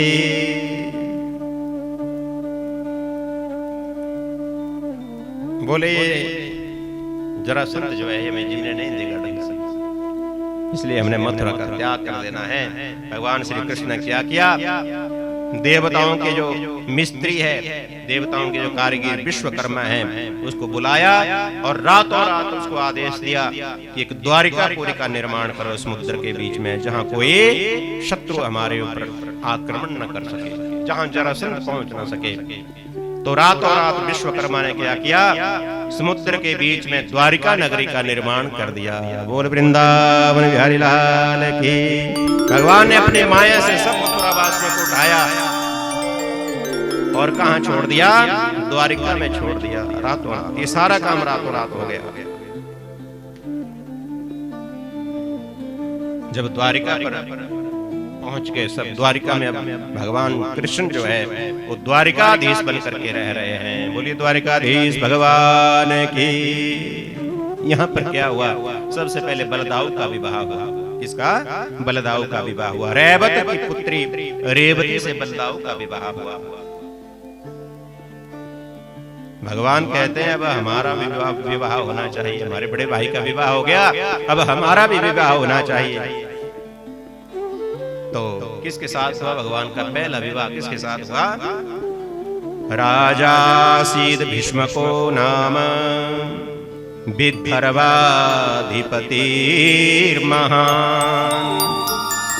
तस्य पंचाभवन पुत्राः कन्यका च वरानना। बोल वृंदावन बिहारी लाल की। एक भीष्मक नाम के राजा हुए। कौन राजा हुए? कुंदनपुर के राजा भीष्मक नाम के राजा हुए। इसके 5 पुत्र हैं, लेकिन पुत्री नहीं है। बेटी के लिए तरस रहा है। ये भीष्मक बेटी की चाह के लिए भगवान से रोज प्रार्थना करता है, प्रभु मेरे घर बेटी आ जाए। एक दिन क्या हुआ? बड़ी तपस्या की इसने बेटी को प्राप्त करने के लिए। एक बार समुद्र के बीच में एक बड़ा सा कमल का फूल देखा इस भीष्मक ने। समुद्र के बीच में, समुद्र के किनारे टहल रहा था और समुद्र के किनारे क्या देखा? एक बहुत बड़ा कमल का फूल है और उस कमल के फूल के ऊपर एक कन्या सोई हुई है, तो छोटी सी कन्या। भीष्मक ने क्या किया? उस कमल पुष्प के ऊपर जो कन्या थी उसको उठा करके घर ले आए और नाम रखा उसका रुक्मणी। बोल वृंदावन बिहारी लाल की। वो साक्षात लक्ष्मी है जो समुद्र से प्रकट हुई है। यही लक्ष्मी त्रेता युग में जानकी बनी, जो पृथ्वी से प्रकट हुई थी। वो और वही जानकी रुक्मणी बनी। जब रुक्मणी बनी तो कमल से प्रकट हुई। भीष्मक ने कन्या को लेकर रानी को सौंप दिया कि हमें पुत्री मिल गई। कितने आनंद की बात है। रुक्मणी को खूब लिखाया पढ़ाया, कोई पढ़ने लिखने में कोई कमी नहीं छोड़ी, अच्छे संस्कार दिए माता पिता ने रुक्मणी।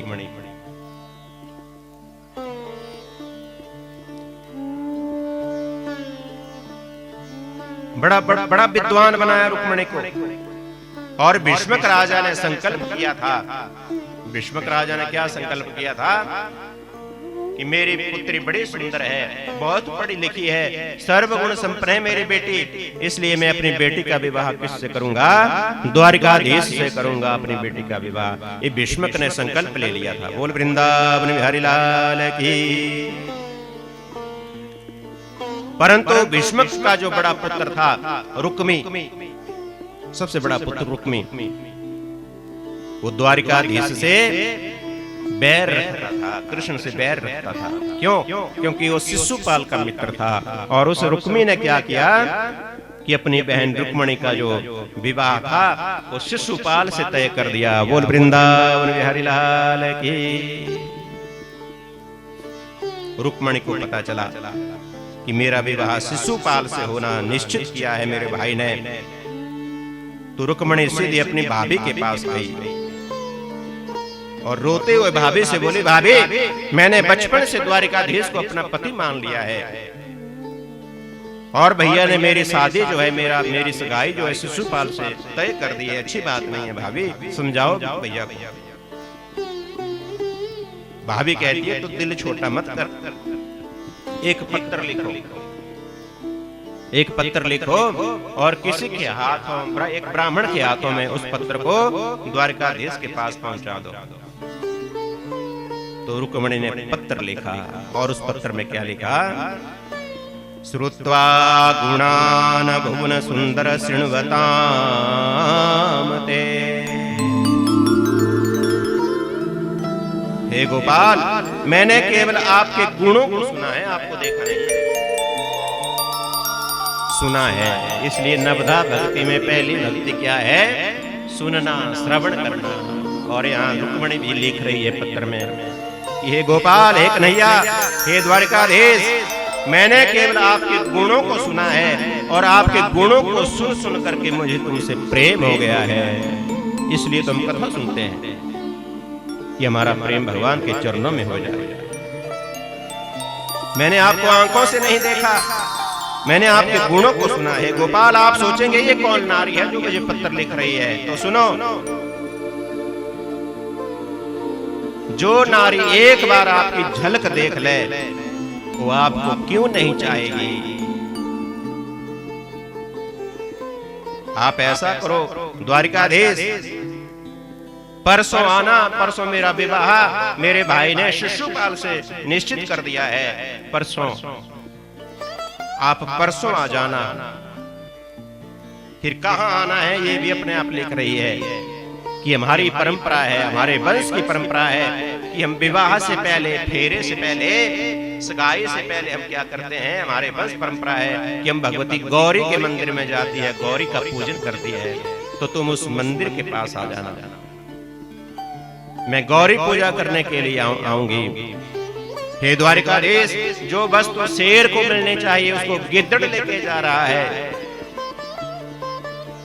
इसलिए आप आइए और मेरा हरण करके मुझे ले जाइए। बोल वृंदावन बिहारी लाल की।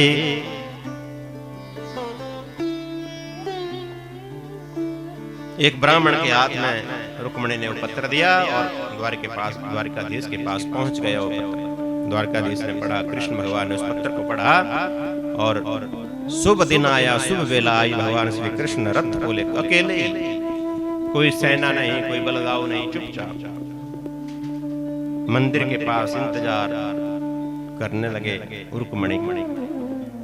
रुक्मणी आ रही है अपनी सहेलियों के साथ, हजारों सैनिक साथ हैं, पहरा दे रहे हैं।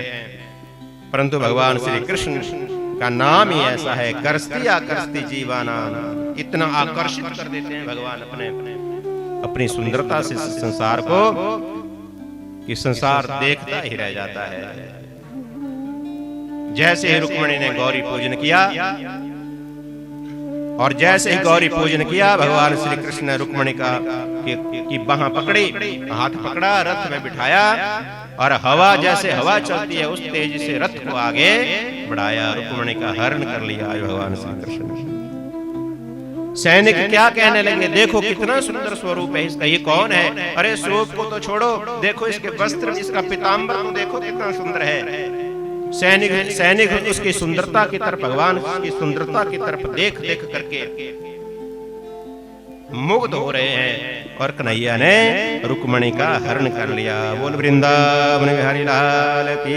रुक्मी आया सेना लेकर के, रुक्मी को पता चला, रुक्मणी के भाई को पता चला, घनघोर युद्ध होने लगा। अंत में जब भगवान रुक्मी का वध करने लगे तो रुक्मणी कहती है, छोड़ दो कन्हैया, ये मेरा भाई है, छोड़ दो, इसको मारना नहीं। सर झुकाए रुक्मी अपने पिता के पास आया। पिता ने कहा, अरे मूर्ख पुत्र, तू द्वारिकाधीश को जानता नहीं है क्या?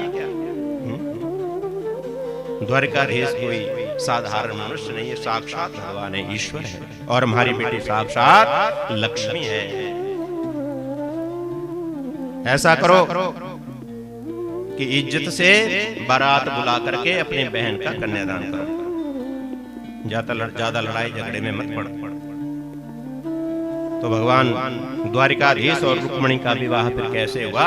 जैसे हमारे विवाह होते हैं उस प्रकार से विवाह हुआ। बोल वृंदावन बिहारी लाल की। रुक्मणी को उसकी सखियां सजाने लगी, बड़ा सुंदर भाव है। बोल वृंदावन बिहारी लाल की। आइए, बड़ा सुंदर भाव है। एक दो पुष्पांजलि हम भगवान के चरणों में अर्पित करेंगे। सखियां जो है मेहंदी लगाने लगी, कोई काजल लगाने लगी, कोई हल्दी लगाने लगी।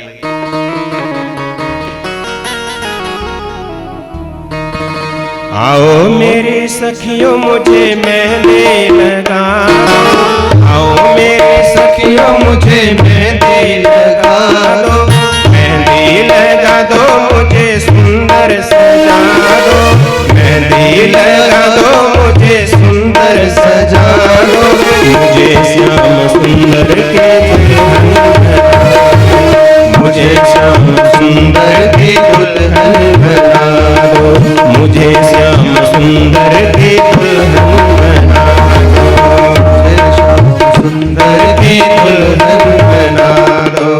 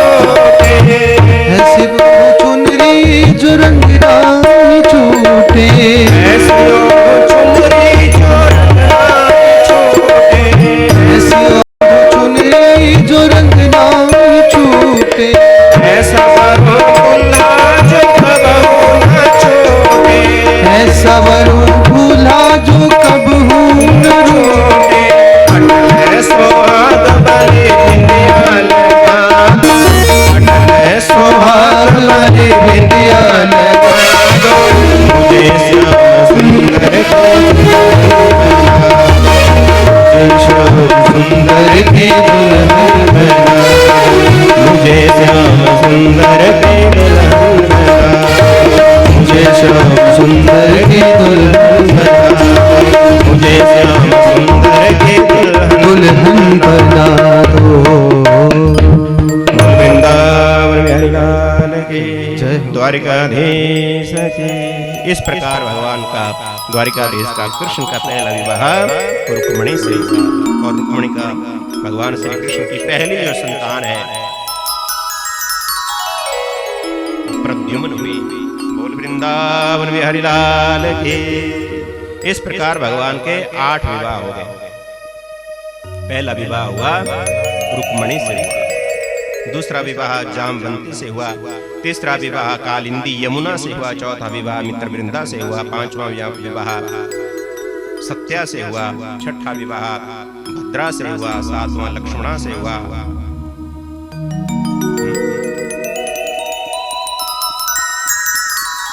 बोले वृंदावन बिहारी लाल की। इस प्रकार भगवान के 8 विवाह हुए। भगवान परम पुरुष है और ये 8 जो रानी है भगवान की कौन है? ये 8 प्रकार की प्रकृति है। भगवान परम पुरुष है और ये 8 प्रकार की रानी है, ये 8 प्रकार की प्रकृति है। जल, भूमि, अग्नि, वायु, आकाश, मन, बुद्धि और अहंकार, ये भगवान की पत्नी है। बोल वृंदावन बिहारी लाल की। जो प्रकृति के बस में रहता है उसे जीव कहते हैं और जो प्रकृति को अपने बस में रखता है उसे ईश्वर कहते हैं। बोल वृंदावन बिहारी लाल की। इस प्रकार भगवान के 16,108 विवाह हुए।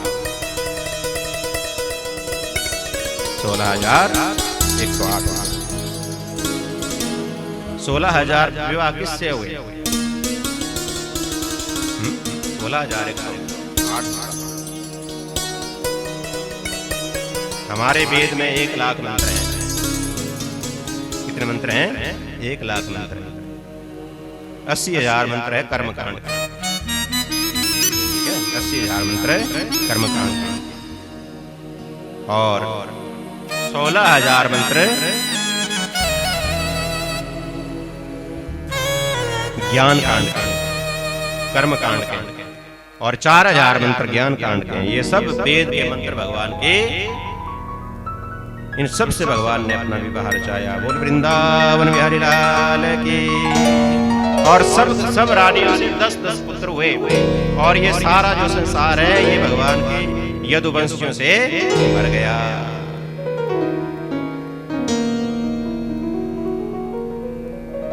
भगवान के 16,108 विवाह हुए। अब सुखदेव जी कहते हैं कि राजन, परीक्षित में एक संक्षिप्त रूप से तुम्हें सुदामा का चरित्र सुनाता हूं। सुदामा किसको कहा गया है? सुदामा कौन है? सुखदेव जी कहते हैं राजन, कृष्ण जैसा करुणा का सागर कौन हो सकता है? कोई नहीं हो सकता। सुदामा का चरित्र सुना करके कहते हैं कि सुदामा बड़ा विद्वान ब्राह्मण है, बहुत विद्वान है, भगवान का अनन्य भक्त है, भगवान श्री कृष्ण से बड़ा प्रेम करता है, निष्काम भक्ति सुदामा की। पर भारी गरीबी है सुदामा के जीवन में, बहुत गरीबी। अब बताओ, जो भगवान श्री कृष्ण के साथ पड़ा हो वो गरीब कैसे हो सकता है?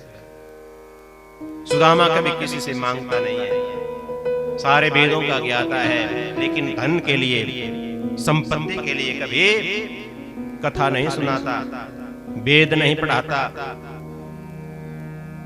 ये भगवान की निष्काम भक्ति करने वाला ब्राह्मण है। बोल वृंदावन बिहारी लाल की। लेकिन पति पत्नी जो घर में होते हैं ना, तो पत्नी लक्ष्मी का स्वरूप होती है। तो सुदामा की पत्नी जो है एक दिन सुदामा को कहती है कि हे प्रभु, सुशीला, सुदामा की पत्नी का नाम क्या है? सुशीला। सुशीला कहती है प्रभु, ये भी क्या जिंदगी है? महीने में 10 बार तो मैं भूखे रहना पड़ता है, बच्चों का हाल खराब है भूख से, चलो हम तो जैसे वैसे रह लेंगे, लेकिन बच्चों को तो भोजन चाहिए। सुशीला क्या चाहती थी? ऐश्वर्य चाहती थी। और सारी जो भी स्त्री है, गृहस्थी में जो स्त्री रहती है, सब ऐश्वर्य चाहती है, क्योंकि वो लक्ष्मी है। सुशीला कहती है कि प्रभु, मैंने सुना है कि द्वारिकाधीश तुम्हारे मित्र हैं, बचपन के मित्र हैं। जब द्वारिकाधीश का नाम लिया, कृष्ण का नाम लिया, तो सुदामा की आंखों में अश्रु बहने लगे। याद आ गई सुदामा को कृष्ण। सुखदेव जी वर्णन कर रहे हैं। सुशीला कहती है कि हे स्वामी, तुम्हें उनसे मिलने की कभी इच्छा नहीं हुई? सुदामा कहते हैं, ऐसा कौन प्राणी होगा संसार में जो द्वारिकाधीश से मिलने की इच्छा नहीं करता? तो जाइए ना, मिलिए उनसे, कुछ धन मिल जाएगा। वो द्वारिकाधीश है, जो भी उनके पास जाता है वो खाली हाथ नहीं आता कभी। जब सुशीला ने ऐसा कहा सुदामा की पत्नी ने कि जाओ थोड़ा वहां से फिर धन दे देंगे आपको भगवान द्वारिकाधीश, तो सुदामा कहते हैं, अब तो मैं कभी जाऊंगा, अब मैं जाने वाले मैं परमात्मा से धन नहीं मांग सकता, मैं तो उससे प्रेम करता हूं, निष्काम प्रेम करता हूं। तो सुशीला ने अपनी बात बदल दी। नहीं नहीं स्वामी, मेरा ऐसा मतलब नहीं था। देखो, जब पति कुछ धर्म कर्म करता है तो उसका फल पत्नी को भी मिल जाता है। मिलता है कि नहीं? तो आप दर्शन करेंगे द्वारिकाधीश के, तो मुझे भी उसका फल मिल जाएगा। आप दर्शन करने के लिए जाइए। बोल वृंदावन बिहारी लाल की।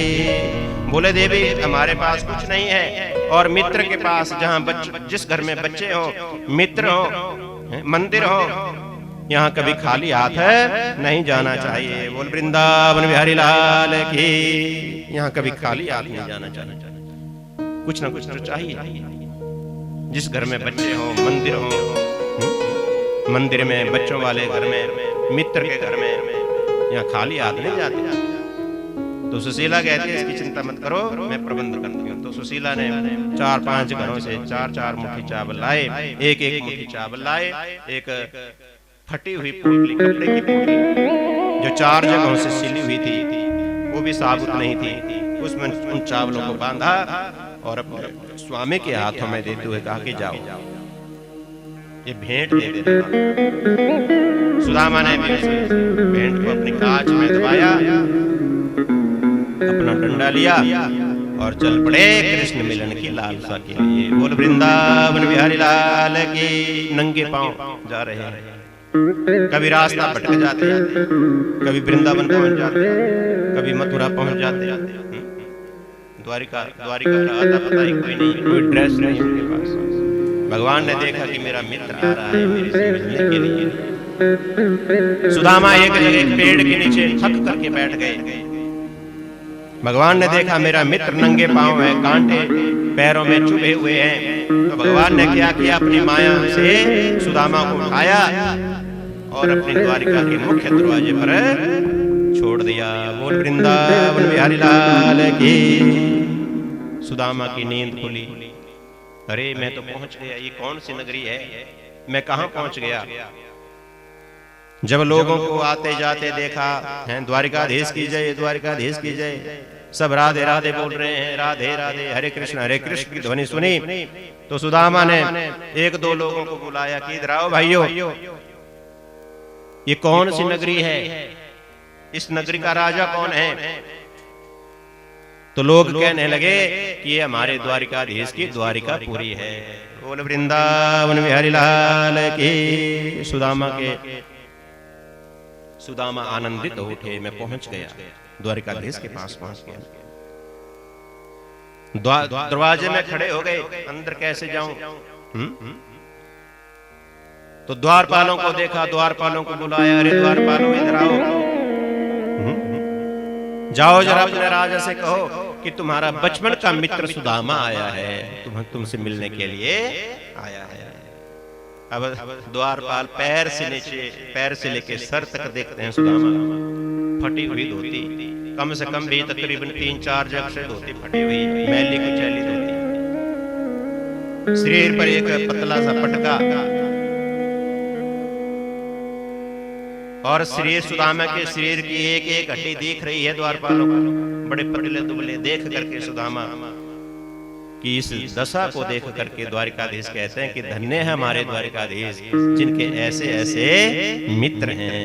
धन्य है हमारे द्वारिकाधीश, ये हमारे द्वारिकाधीश का बड़पन है। गए द्वारिकाधीश जाकर के अंदर भगवान श्री कृष्ण को जैसे ही संदेश सुनाया, भगवान ने जैसे ही सुदामा नाम सुना, भगवान उछल पड़े अपने शयन कक्ष, अपने बिस्तर से उछल पड़े, आराम कर रहे थे कन्हैया। दौड़ लगाई बाहर की तरफ, पटका कहीं गिर रहा है, मुकुट कहीं गिर रहा है, नंगे पांव दौड़ पड़े भगवान सुदामा से मिलन करने के लिए, मिलने के लिए। इसका संकेत क्या है? अगर हम भगवान की तरफ एक कदम चलते हैं तो भगवान हमारी तरफ 10 कदम आकर के दौड़ लगाते हैं, दौड़ करके 10 कदम आते हैं। ये भगवान की दयालुता है। भगवान कहते हैं आओ तो सही मेरे पास। आकर के सुदामा को गले लगाया। जब सुदामा की दशा देखी रो पड़े भगवान, रो पड़े। सुदामा की इस ऐसी दीन दशा को देख करके भगवान श्री कृष्ण से नहीं रहा गया और कहते हैं कि भगवान श्री कृष्ण ने अपने अश्रुओं की धारा से, अश्रुओं के जल से सुदामा के चरणों को धोया, ऐसा कहते हैं।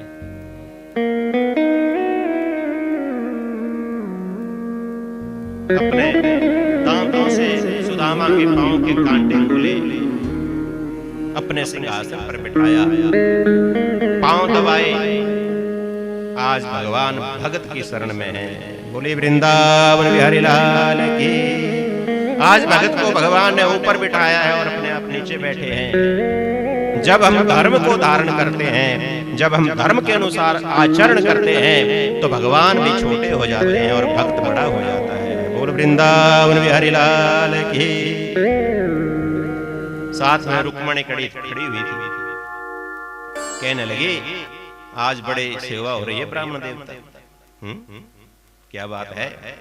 उस ब्राह्मण को भूल गए जिसने आपकी छाती पर लात का प्रहार किया था। बोल वृंदावन बिहारी लाल की। एक बार भृगु ऋषि ने भगवान विष्णु की छाती पर लात का प्रहार कर दिया था, लात की मार दी थी परीक्षा ले लगे। तो भगवान की छाती पर आज भी भृगु ऋषि का चरण चिन्ह है। इसका भृगु ऋषि का चरण चिन्ह। भगवान कहते हैं अच्छा तो तू भी उस ब्राह्मण को भूल गई जब तूने पत्र लिखा था और ब्राह्मण के हाथों देकर के मुझे भेजा था। उस ब्राह्मण को तो भूल गई। अगर वो ब्राह्मण पत्र लेके नहीं आता तो मेरे पास नहीं आते, चली जाती शिशुपाल के पास। दोनों आपस में व्यंग्य के तीर मारते हैं। अब कृष्ण पूछते हैं कि सुनाओ सुदामा जी मेरे मित्र, भाभी के हाल क्या है? भाभी ने मेरे लिए कुछ भेजा होगा, ऐसा नहीं हो सकता कि आप खाली हाथ आए होंगे। अब 4 मुट्ठी चावल के कपड़े में लपेट करके सुदामा ने अपनी कांच के नीचे दबाई। सुदामा इंतजार कर रहे हैं कि इतनी बड़ी बड़ी पटरानियां खड़ी हैं, हमें 4 मुट्ठी चावल, वो भी अलग अलग टूटे फूटे चावल, कोई नए कोई पुराने, कैसे कैसे रही। जब ये रानी यहां से जाएगी तो जब हम दोनों मित्र अकेले रह जाएंगे तब मैं इस पोटली को दूंगा। सुदामा ऐसा सोच रहे हैं, कैसे शर्म आ रही है सुदामा को। लेकिन भगवान तो क्या देखते हैं? भगवान हमारे 56 प्रकार का भोग नहीं देखते। कल आपने कथा में सुना था, भगवान तो हमारा भाव देखते हैं। सुदामा का भाव सुंदर लगा, शुद्ध लगा, निर्मल लगा भगवान श्री कृष्ण को। सुदामा बार बार बातें टालने का प्रयत्न कर रहे हैं, लेकिन कृष्ण भगवान फिर दोबारा, भाभी ने क्या भेजा जल्दी बताओ, मेरे लिए भाभी ने क्या भेजा? अरे कन्हैया तेरी वो बचपन वाली आदत नहीं गई। एक बार जिस बात के पीछे पड़ जाता है फिर उसको छोड़ता नहीं है। तेरी बचपन की आदत नहीं गई। सुदामा जी बार बार बात पलटने की कोशिश करते हैं, बात टालने की कोशिश कर रहे हैं। भगवान श्री कृष्ण पूछ रहे हैं भाभी ने मेरे लिए क्या भेजा है?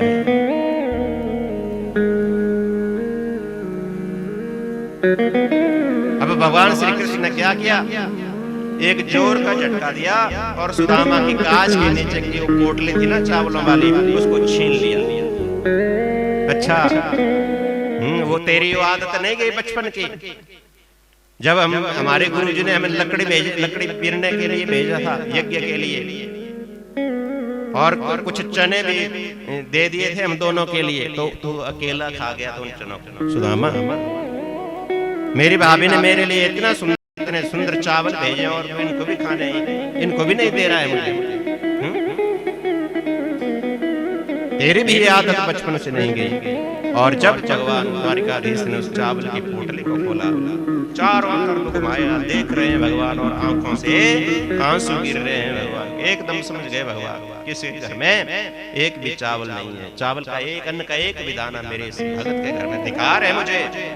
अरे मैं भगवान हूँ, मैं ईश्वर होकर के मैं इसकी दरिद्रता को दूर नहीं कर सकता। एक मुट्ठी चावल के लिए भगवान ने, कृष्ण ने और मुख में डाल दी और संकल्प किया कि स्वर्ग का जो राज्य इंद्र भोगता है, इंद्र जैसा स्वर्ग का राज्य आज मैं सुदामा को अर्पण करता हूं। एक मुट्ठी चावल के बदले दूसरी मुट्ठी चावल की उठाई। जो एक चित्र राजा को इस पृथ्वी का सुख मिलता है, जो एक सम्राट को, एक राजा को इस राज्य का सुख मिलता है, वो सुख मैं सुदामा को अर्पण करता हूं। दूसरी मुट्ठी खाई, दूसरी मुट्ठी के बदले जो सुख एक सम्राट को मिलता है वो सारा सुख सुदामा को अर्पण कर। तीसरी मुट्ठी चावल की उठाई तो रुक्मणी ने पकड़ लिया। अगर तीसरी मुट्ठी भी खा लेते तो द्वारिका के साथ रुक्मणी को भी सुदामा के अर्पण कर देते। बोल वृंदावन बिहारी लाल की। रुक्मणी ने कहा, प्रभु कच्चे हैं, पेट खराब हो जाएगा। दोनों मित्रों की बड़ी सुंदर बातें हुई, रात भर सोए नहीं दोनों, आपस की बचपन की बातें हुई। सुबह हुई, सुदामा ने अपनी लाठी उठाई, जिन वस्त्रों से जिस धोती से आया था वैसे ही वापस हो गए। भगवान ने द्वारिका में सुदामा की धोती तक नहीं बदली, क्योंकि सुदामा ऐश्वर्य नहीं चाहते थे, सुदामा धन के लिए नहीं आए थे, सुदामा दर्शन के लिए आए थे। और जिसको ऐश्वर्य चाहिए था उसको सब कुछ दे दिया।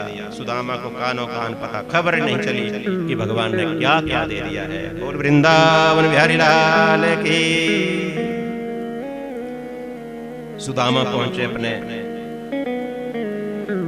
घर, तो देखते हैं कि मैं कहां पहुंच गया, इतने बड़े बड़े महल, दूसरी द्वारिकापुरी। अरे मैं फिर द्वारिकापुरी पहुंच गया, मैं रास्ता तो नहीं भूल गया, मेरी झोंपड़ी कहां गई। हो सकता है कोई बड़ा राजा, कोई ठेकेदार आया हो, उसने मेरी झोंपड़ी उठा दी हो और अपने महल खड़े कर दिए हो। बोल वृंदावन बिहारी लाल की।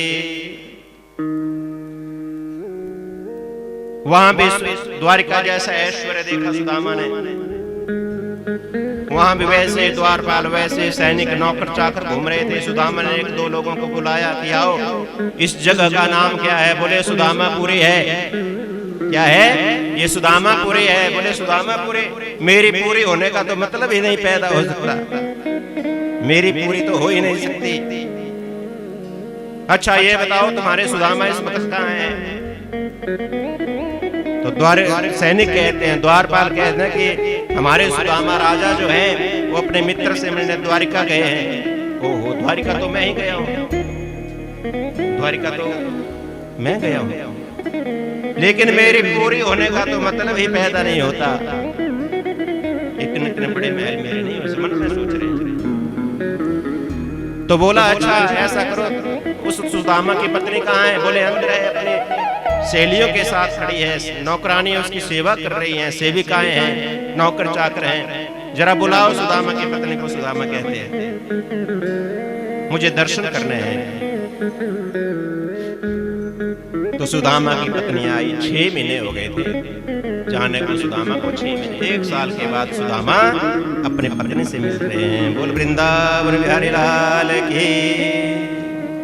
और जैसे सुदामा की पत्नी आई, 10-12 सहेलियां इस तरफ है, 10-12 इस तरफ है, और कमजोर सी जो सुशीला है सुदामा की पत्नी, वो साल भर में थोड़ी हो गई थी मोटी,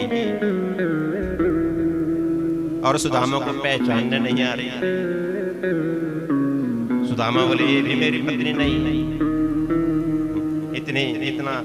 इतनी सुंदर हो गई थी सुदामा की पत्नी, इतनी मोटी हो गई थी। और जैसे ही सुदामा बाप से चढ़ने लगे कि ये पत्नी नहीं है, कोई और सुदामा होगा, तो पत्नी ने दौड़ करके पति के चरण पकड़ लिए, सुदामा के चरण पकड़ लिए। प्रभु ये द्वारिकाधीश की कृपा का फल है। बोल वृंदावन बिहारी लाल की। अरे सुशीला तुझे चाहिए था वैभव, हैं तुझे चाहिए था वैभव, अब सोने की रोटी बनाओ, हीरे का दलिया बनाओ और आनंद लो।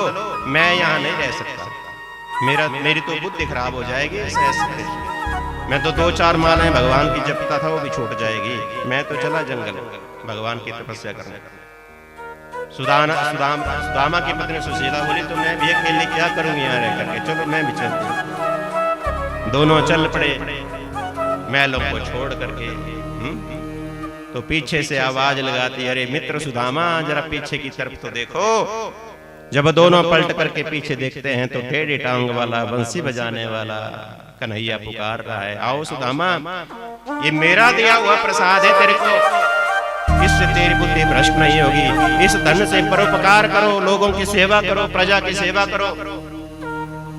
जो मेरा दिया हुआ प्रसाद समझ करके उसका उपभोग करता है, तो दियम वस्तु गोविंदम तुभ्यमेव समर्पये। इस भावना से जो उपभोग करता है अपने धन संपत्ति का कि प्रभु ये सब तेरा दिया हुआ है, मेरा कुछ भी नहीं है, ऐसे धन से ऐसे ऐश्वर्य से कभी बुद्धि भ्रष्ट नहीं होती। और अगर हमारे मन में ये भाव आता है कि मेरा है, ये मैंने बनाया है, ये मैंने खरीदा है, तो उस ऐसी धन संपत्ति अवश्य ही बुद्धि भ्रष्ट करती है। बोल वृंदावन बिहारी लाल की। आज भगवान श्री कृष्ण को वृंदावन छोड़े हुए 100 वर्ष हो गए। कितने वर्ष हो गए? 100 वर्ष हो गए। अपनी सभा में बैठे भगवान श्री कृष्ण और अपने पुत्रों को, अपने पौत्रों को उपदेश कर रहे हैं। अरे पुत्रों, रूपम यौवनम संपत्ति प्रभुता विवेकता, प्रभुत्तम विवेकता, एकैमप्यनर्थाय किमु यत्र चतुष्टयम्। बोल वृंदावन बिहारी लाल की। भगवान अपनी सुकर्मा सभा में बैठे हैं, पुत्र बैठे हैं, पौत्र बैठे हैं, अपने पुत्रों को उपदेश कर रहे हैं भगवान श्री कृष्ण कि पुत्रों, मनुष्य के बिगड़ने की 4 चीजें होती हैं जिनसे मनुष्य बिगड़ता है। पहला है रूप। ये जो ज्यादा रूपवान होते हैं, मैं बड़ा सुंदर हूं, मैं बड़ी सुंदर हूं, 10 बार शीशा देखते हैं दिन में, मैं बड़ी सुंदर हूं, मैं बड़ा सुंदर हूं। ये जो सुंदर रूप है ये भी बिगड़ने का कारण है। पुत्रों, श्री कृष्ण उपदेश कर रहे हैं। दूसरा है यौवन। दूसरा यौवन होता है जवानी। पुत्रों, यौवन में मनुष्य को बिगाड़ने वाला होता है। तीसरी चीज है संपत्ति, अत्याधिक धन का होना। अगर बुद्धि ना हो, विवेक ना हो, अच्छे बुरे की पहचान ना हो, तो ये जो ज्यादा धन होता है ये भी आदमी का पतन कर देता है। पुत्रों, बोल वृंदावन बिहारी लाल की। भगवान श्री कृष्ण कहते हैं, पुत्रों ये सब बातें तुम में है। तुम सुंदर भी हो, तुम जवान भी हो, तुम्हारे पास अथाह संपत्ति भी है, इसलिए ध्यान रखना। अब भगवान श्री कृष्ण उपदेश कर रहे थे और भगवान श्री कृष्ण के पुत्र भगवान श्री कृष्ण को देख करके हंस रहे थे, सिर नीचा करके एक दूसरे की तरफ देख रहे थे, हंस रहे थे। पिताजी बूढ़े हो गए हैं। भगवान कह रहे थे कि पुत्रों, महात्माओं की सेवा करना, ब्राह्मणों की सेवा करनी चाहिए। और पुत्र कह रहे थे कि हमारे पिता की अब ये बूढ़े हो रहे हैं, इनकी बुद्धि जो है भ्रष्ट हो गई है। कहना नहीं, मजाक उड़ा रहे थे भगवान। बोल वृंदावन बिहारी लाल। कृष्ण ने देखा कि अब इनका अंतिम समय आ गया है, ये मेरी बात को मजाक बना रहे हैं, हंस रहे हैं। भगवान श्री कृष्ण उठे और चले गए। एक बार क्या हुआ कि भगवान श्री कृष्ण के जो पुत्र हैं उन्होंने एक बार क्या किया कि कुछ महात्मा बैठे हैं। विश्वामित्र धृतो असित कनवो दुर्वासा भृगुअंगिरा कश्यपो वामदेवो अत्रि विशिष्टो नारदादय। विश्वामित्र असित कण्व दुर्वासा भृगुअंगिरा आदि सब ऋषि बैठे थे, आपस में भगवान का चिंतन कर रहे थे, चर्चा कर रहे थे।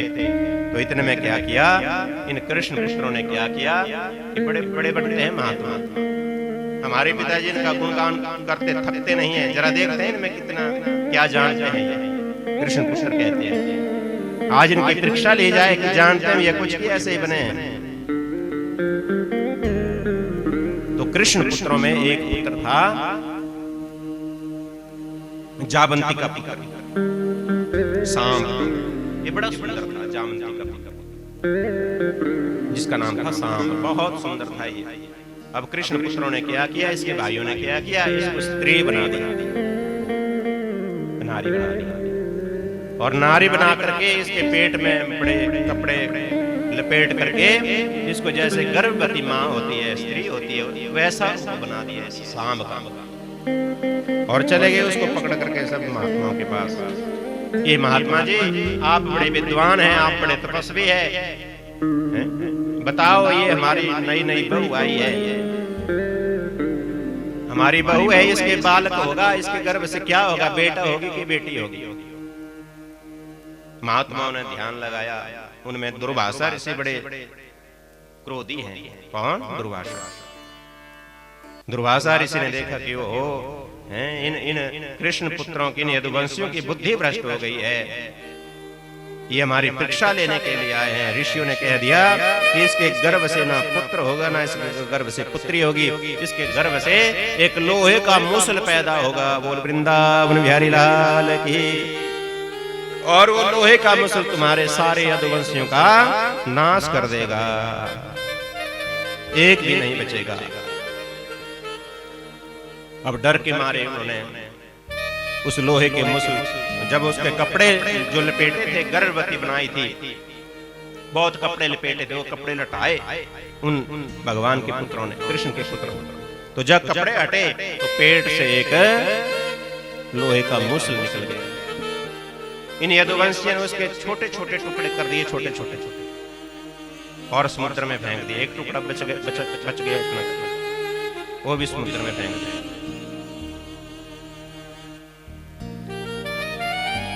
तो उस लोहे के टुकड़े को एक मछली ने खा लिया, और एक शिकारी ने मछली पकड़ने वाले शिकारी ने मछलियां जब पकड़ी और उस मछली के पेट को जब चीरा तो उसके पेट से बड़ा चमकता हुआ लोहे का पैना, तीर जैसा टुकड़ा निकला। उस शिकारी ने उसको अपने तीर की नोक में लगा दिया। बोल वृंदावन बिहारी लाल की।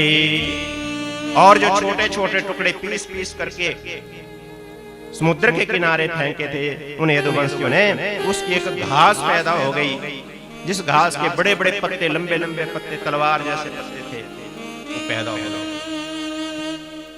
अभी यदुवंशियों ने क्या किया, राज्य का बंटवारा होने लगा। बोले वृंदावन बिहारी लाल की। कोई बोले मैं राजा बनूंगा, कोई बोले मैं मंत्री बनूंगा, कोई बोले मैं ज्यादा लूंगा, कोई बोले मुझे कम दिया। तो संपत्ति का बंटवारा करते करते ये कृष्ण के पुत्र आपस में लड़ने लगे, और लड़ते लड़ते दिव्यास्त्रों का प्रयोग करने लगे, और लड़ते लड़ते सारे यदुवंशी समाप्त हो गए, खत्म हो गए। बोल वृंदावन बिहारी लाल की। भगवान श्री कृष्ण ने अपने सारे वंश का नाश अपनी आंखों से होते हुए देखा। आज भगवान अकेले रह गए। बलदाऊ भैया शेषनाग का रूप धारण करके अपने धाम को चले गए। आज भगवान श्री कृष्ण जो है वो एक द्वारिकाधीश। आज भगवान श्री कृष्ण कहां चले गए? एक बट वृक्ष के नीचे बैठ गए जाकर, थके हुए, उदास, और बैठ गए जाकर। एक बट वृक्ष के पेड़ का सहारा लिया और जाकर के बैठ गए, ध्यान में बैठ गए। बोल वृंदावन बिहारी लाल की। और जब जाकर के बैठ गए तो जिस किसी शिकारी ने उस मछली की पेट से उस लोहे का टुकड़ा निकाला था, अपने तीर के नोक में लगाया था, आज वो शिकार करता करता खेलता खेलता उस वन में पहुंच गए जहां भगवान श्री कृष्ण लेटे हुए थे। दूर से देखा भगवान श्री कृष्ण के पांव को तो सोचा कि हिरण के पांव जैसे बड़े कोमल कोमल लाल लाल पांव भगवान के लगे। तो शिकारी ने सोचा कि कोई हिरण होगा और भगवान के पैरों को निशाना बना करके उसने वो तीर छोड़ दिया। बोल वृंदावन बिहारी लाल की।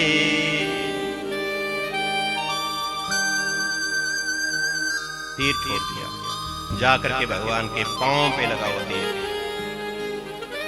क्योंकि अब कलयुग आ ही रहा है, आ ही गया है कलयुग आ गया है और भगवान अपने धाम को जाने के लिए तैयार हो गए हैं। बोल वृंदावन बिहारी लाल की। भगवान श्री कृष्ण प्रभास क्षेत्र में उस बट वृक्ष के पेड़ के नीचे बैठे हैं। शिकारी आता है, देखता है। जब शिकारी ने देखा कि मैंने तो द्वारकाधीश के पांव पर तीर मार दिया है, लहू की धारा बह रही है, शिकारी ने धनुष फेंका और भगवान के चरणों में पड़ करके क्षमा मांगने लगा। बोल वृंदावन बिहारी लाल की। भगवान कहते हैं, अरे बेलिए तू चिंता मत कर, ये जो भी होता है वो मेरी मर्जी से होता है, ये सब कुछ मेरी मर्जी से हुआ है, तू क्या मुझे तीर मार सकता है। कुछ महात्मा कहते हैं, कुछ संत कहते हैं कि वो शिकारी कोई और नहीं था। वो शिकारी कौन था? वो त्रेता युग का बाली था जिसको भगवान ने छुप करके मारा था। आज भगवान ने उस बाली का ऋण भी चुका दिया। बोल वृंदावन बिहारी लाल की। आकाश मंडल में देवता खड़े हैं। ब्रह्मा ने कहा, अब देखना कि भगवान कहां जाते हैं। टकटकी लगा करके सारे देवता देख रहे हैं और देखते देखते गोविंद अंतर ध्यान हो गए। बोल वृंदावन बिहारी लाल की। भगवान वेद व्यास जी कहते हैं कि कृष्ण का कभी जन्म नहीं होता, कृष्ण की कभी मृत्यु नहीं होती, वो तो उनका तो प्राकट्य होता है, उनका अवतरण होता है। क्यों? क्योंकि यदा यदा ही धर्मस्य ग्लानिर्भवति भारत अभ्युत्थानं धर्मस्य तदात्मानं सृजाम्यहम् परित्राणाय साधूनां विनाशाय दुष्कृतां धर्म संस्थापनार्थाय संभवामि युगे युगे। भगवान तो प्रकट होते हैं धर्म की रक्षा के लिए, अपने भक्तों की रक्षा के लिए, गौ की रक्षा के लिए, ब्राह्मण की रक्षा के लिए भगवान इस धरा पर प्रकट होते हैं। सुखदेव जी कहते हैं, राजन कलयुग आ गया और आज 7वां दिन है राजन, आज तक्षक आएगा कसने के लिए। हजारों प्रश्न तुमने मेरे से पूछे, आज मैं तुमसे एक प्रश्न पूछता हूं। सुखदेव जी कहते हैं, राजा परीक्षित, तूने मेरे से कई प्रश्न पूछे 7 दिन में, आज मैं तुमसे एक प्रश्न पूछता हूं, बोलो आज तक्षक तुमको डसेगा, क्या तुम्हारी मृत्यु होगी? राजा परीक्षित ने हाथ जोड़ दिए कि हे गुरुदेव, मैंने जन्म ही कब लिया जो मेरी मृत्यु होगी। मैंने जन्म ही कब लिया, मैं तो आत्मा हूं, मैं शरीर नहीं हूं गुरुदेव। आचार्य सुखदेव जी, गुरुदेव सुखदेव जी बड़े प्रसन्न हुए। धन्य है राजन परीक्षित, तूने बिन बगैर पानी पिए कुछ खाए रात दिन ये कथा सुनी, लगातार 7 दिन तक कथा सुनी। धन्य है तू, मुझे समझ आ गया, मुझे पता लग गया कि तुमने अच्छे अर्थों में कथा सुनी है। बोल वृंदावन बिहारी लाल की। तक्षक आया, राजा के शरीर को डसा, लेकिन राजा के शरीर को डसने से पहले, तक्षक के डसने से पहले राजा परीक्षित का शरीर जो था, राजा परीक्षित की आत्मा जो थी वो परमात्मा में मिल चुकी थी। तक्षक ने तो सिर्फ शरीर को डसा। इसका मतलब क्या है? शरीर मरते हैं, आत्मा नहीं मरती। आत्मा को न कोई मार सकता है, न कोई जला सकता है। ये आत्मा परम तत्व है। ये शरीर आत्मा का वस्त्र है, इसलिए शरीर का कभी शोक नहीं करना चाहिए। शरीर चले जाते हैं, जैसे हम नए पुराने वस्त्रों को त्याग करके नए वस्त्र धारण करते हैं, वैसे ही शरीर, ये जो आत्मा है हमारे अंदर, ये पुराने शरीरों को छोड़ करके नया शरीर धारण करती है। इसलिए इन शरीरों का हमें मोह नहीं करना चाहिए, शोक नहीं करना चाहिए। भगवान कहते हैं, बोल वृंदावन बिहारी लाल की। परीक्षित को मुक्त कर दिया। भगवान सुखदेव जी उठे, गंगा में स्नान किया और अपने भगवान श्री कृष्ण के ध्यान में समाधि में बैठ गए। बोल वृंदावन बिहारी लाल की। अंत में सूत जी कहते हैं कि बहने वालों में जैसे गंगा श्रेष्ठ है, देवताओं में जैसे अच्युत कृष्ण श्रेष्ठ है, वैष्णवों में जैसे शंकर श्रेष्ठ हैं, वैसे ही पुराणों में 18 पुराणों में श्रीमद् भागवत पुराण जो है वो सर्वश्रेष्ठ कहा गया है। बोलिए भागवत महापुराण के। क्षेत्रों में जैसे काशी श्रेष्ठ है, वैसे पुराणों में भागवत सर्वोत्तम है। ये भागवत पुराणों का तिलक है, वैष्णवों का परम धन है, परमहंसों की संहिता है। भक्ति ज्ञान वैराग्य की इसमें त्रिवेणी बहती रहती है। ऐसी भागवत रूपी त्रिवेणी में, ऐसी भागवत रूपी गंगा में जो स्नान करता है उसे अवश्य गोविंद प्राप्त हो जाते हैं। बोल वृंदावन बिहारी लाल की। हम भी आज इस कथा को विराम कर रहे हैं। तो मैं व्यासपीठ से ये भगवान श्री कृष्ण से, द्वारिकाधीश से ये प्रार्थना करता हूं कि जितने भी श्रोता आप यहाँ बैठे हैं, आपके ऊपर भगवान श्री कृष्ण की अनंत कृपा हो। इस परिवार के ऊपर सुनीता देवी, धर्मपति सुनीता देवी, जिसने अपने पति के सदगति के लिए, अपने बुजुर्गों की सदगति के लिए इस महान आयोजन को किया, मैं भगवान से प्रार्थना करता हूं, कन्हैया से प्रार्थना करता हूं, ईश्वर से प्रार्थना करता हूं कि इस संसार को छोड़ने के बाद ये अपने पति लोक को प्राप्त हो। इनके पुत्र विशाल ठाकुर ये दीर्घायु 100 वर्ष तक जिए, स्वस्थ रहें, इनका वंश सदा आगे बढ़ता रहे। इनकी बहू अखंड सौभाग्यवती रहे, इसका 7 जन्मों तक सौभाग्य अखंड रहे। ये मैं व्यासपीठ से इनको आशीर्वाद देता हूं। इनके बड़े ताऊ जी हैं या प्रेमचंद जी, ये रात दिन यही सारा काम देखते रहे। भगवान इनको निरोग रखे, इनके पुत्रों को, पौत्रों को खूब आगे बढ़ाए भगवान। इनकी सारी मनोकामनाएं पूर्ण हो। ये हर काम को संभालते देखते मैंने इनको देखा है, इसलिए भगवान इनकी सारी मनोकामनाएं पूर्ण करें। इनका वंश खूब वृद्धि करे, उत्तरोत्तर वृद्धि करता रहे। जहां तक भी गांव वालों ने मेरी इस कथा को, मेरे मुख से इस कथा को सुना, भगवान की निर्मल कथा को सुना, इन सब के ऊपर भगवान श्री कृष्ण की कृपा बनी रहे। इस गांव में जितने भी सौभाग्यवती स्त्रियां हैं, उनका अखंड सौभाग्य रहे। आप लोग कभी अपनी आंखों से बुरा ना देखें, कानों से बुरा ना सुने, आपके चित्त में भगवान श्री कृष्ण का वास हो। ऐसे में भगवान श्री कृष्ण से प्रार्थना करता हूं। सर्वे भवन्तु सुखिनः, सभी सुखी रहें। भगवान के चरणों से सबका प्रेम हो जाए। सर्वे भवन्तु निरामया, सारे निरोगी रहें, ताकि भगवान का भजन करते रहें। सर्वे भद्राणि पश्यन्तु, सब अपनी आंखों से शुभ ही शुभ देखे।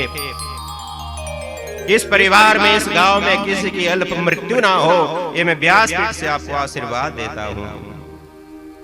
सब अपनी पूर्णायु को प्राप्त करने, पूर्णायु प्राप्त करके जिए। इसी के साथ आज की इस कथा को हम विराम देते हैं। हमारे शास्त्री जी, डिम्पल जी को मैं भगवान इस व्यासपीठ से आशीर्वाद देता हूँ। ये हमारा बड़ा साथ देते हैं, इनके बगैर तो हम कुछ कर ही नहीं सकते। इस कथा को सजाने का, संवरने का काम इन्हीं के हाथों में है। विशाल जी तबले में हैं, ये कोई तबला वादक या कोई कीबोर्ड वादक नहीं है, अच्छे पढ़े लिखे हैं, संस्कृत के ज्ञाता हैं, शास्त्री हैं। इन्होंने हमारा भरपूर सहयोग दिया। परमात्मा इनकी सारी मनोकामनाएं पूर्ण करें, इनको निरोग रखें। बोल वृंदावन बिहारी लाल की। व्यासपीठ से कई बार देखो, ये व्यासपीठ एक समाज को दिशा निर्देश देने वाली पीठ है। ये मनोरंजन करने की पीठ नहीं है, ये मनोमंथन करने की पीठ है। इसका सदुपयोग होना चाहिए। यहाँ से नाच गाना गाने वाले कोई ऐसे गीत नहीं गाते, ये गुरु की आज्ञा है। यहाँ से समाज को सिर्फ दिशा निर्देश दिए जाते हैं, यहाँ से गा करके लोगों को नचाया नहीं जाता। यही एक पीठ बची है और ये जिम्मेवारी आप लोगों की भी है, ध्यान देना। ये हमारी जिम्मेवारी नहीं है, ये श्रोताओं की भी जिम्मेवारी है कि आप क्या चाहते हैं, आप क्या सुनना चाहते हैं। वक्ता कैसा हो ये आपके ऊपर डिपेंड करता है, ये आपके ऊपर आधारित करता है। इसलिए इस व्यासपीठ की मर्यादा का हमारे साथ साथ आपको भी पालन करना होगा। बोल वृंदावन बिहारी लाल की, भागवत महापुराण की। आपके सारे जो पितृगण हैं जिनके लिए ये कथा का आयोजन आपने किया, उनको सदगति प्राप्त मिले, उनको स्वर्ग प्राप्ति हो भगवान के चरणों में, भगवान के लोक में आपके पितरों का वास हो जाए। इसी के साथ आज की इस कथा को विराम देते हैं।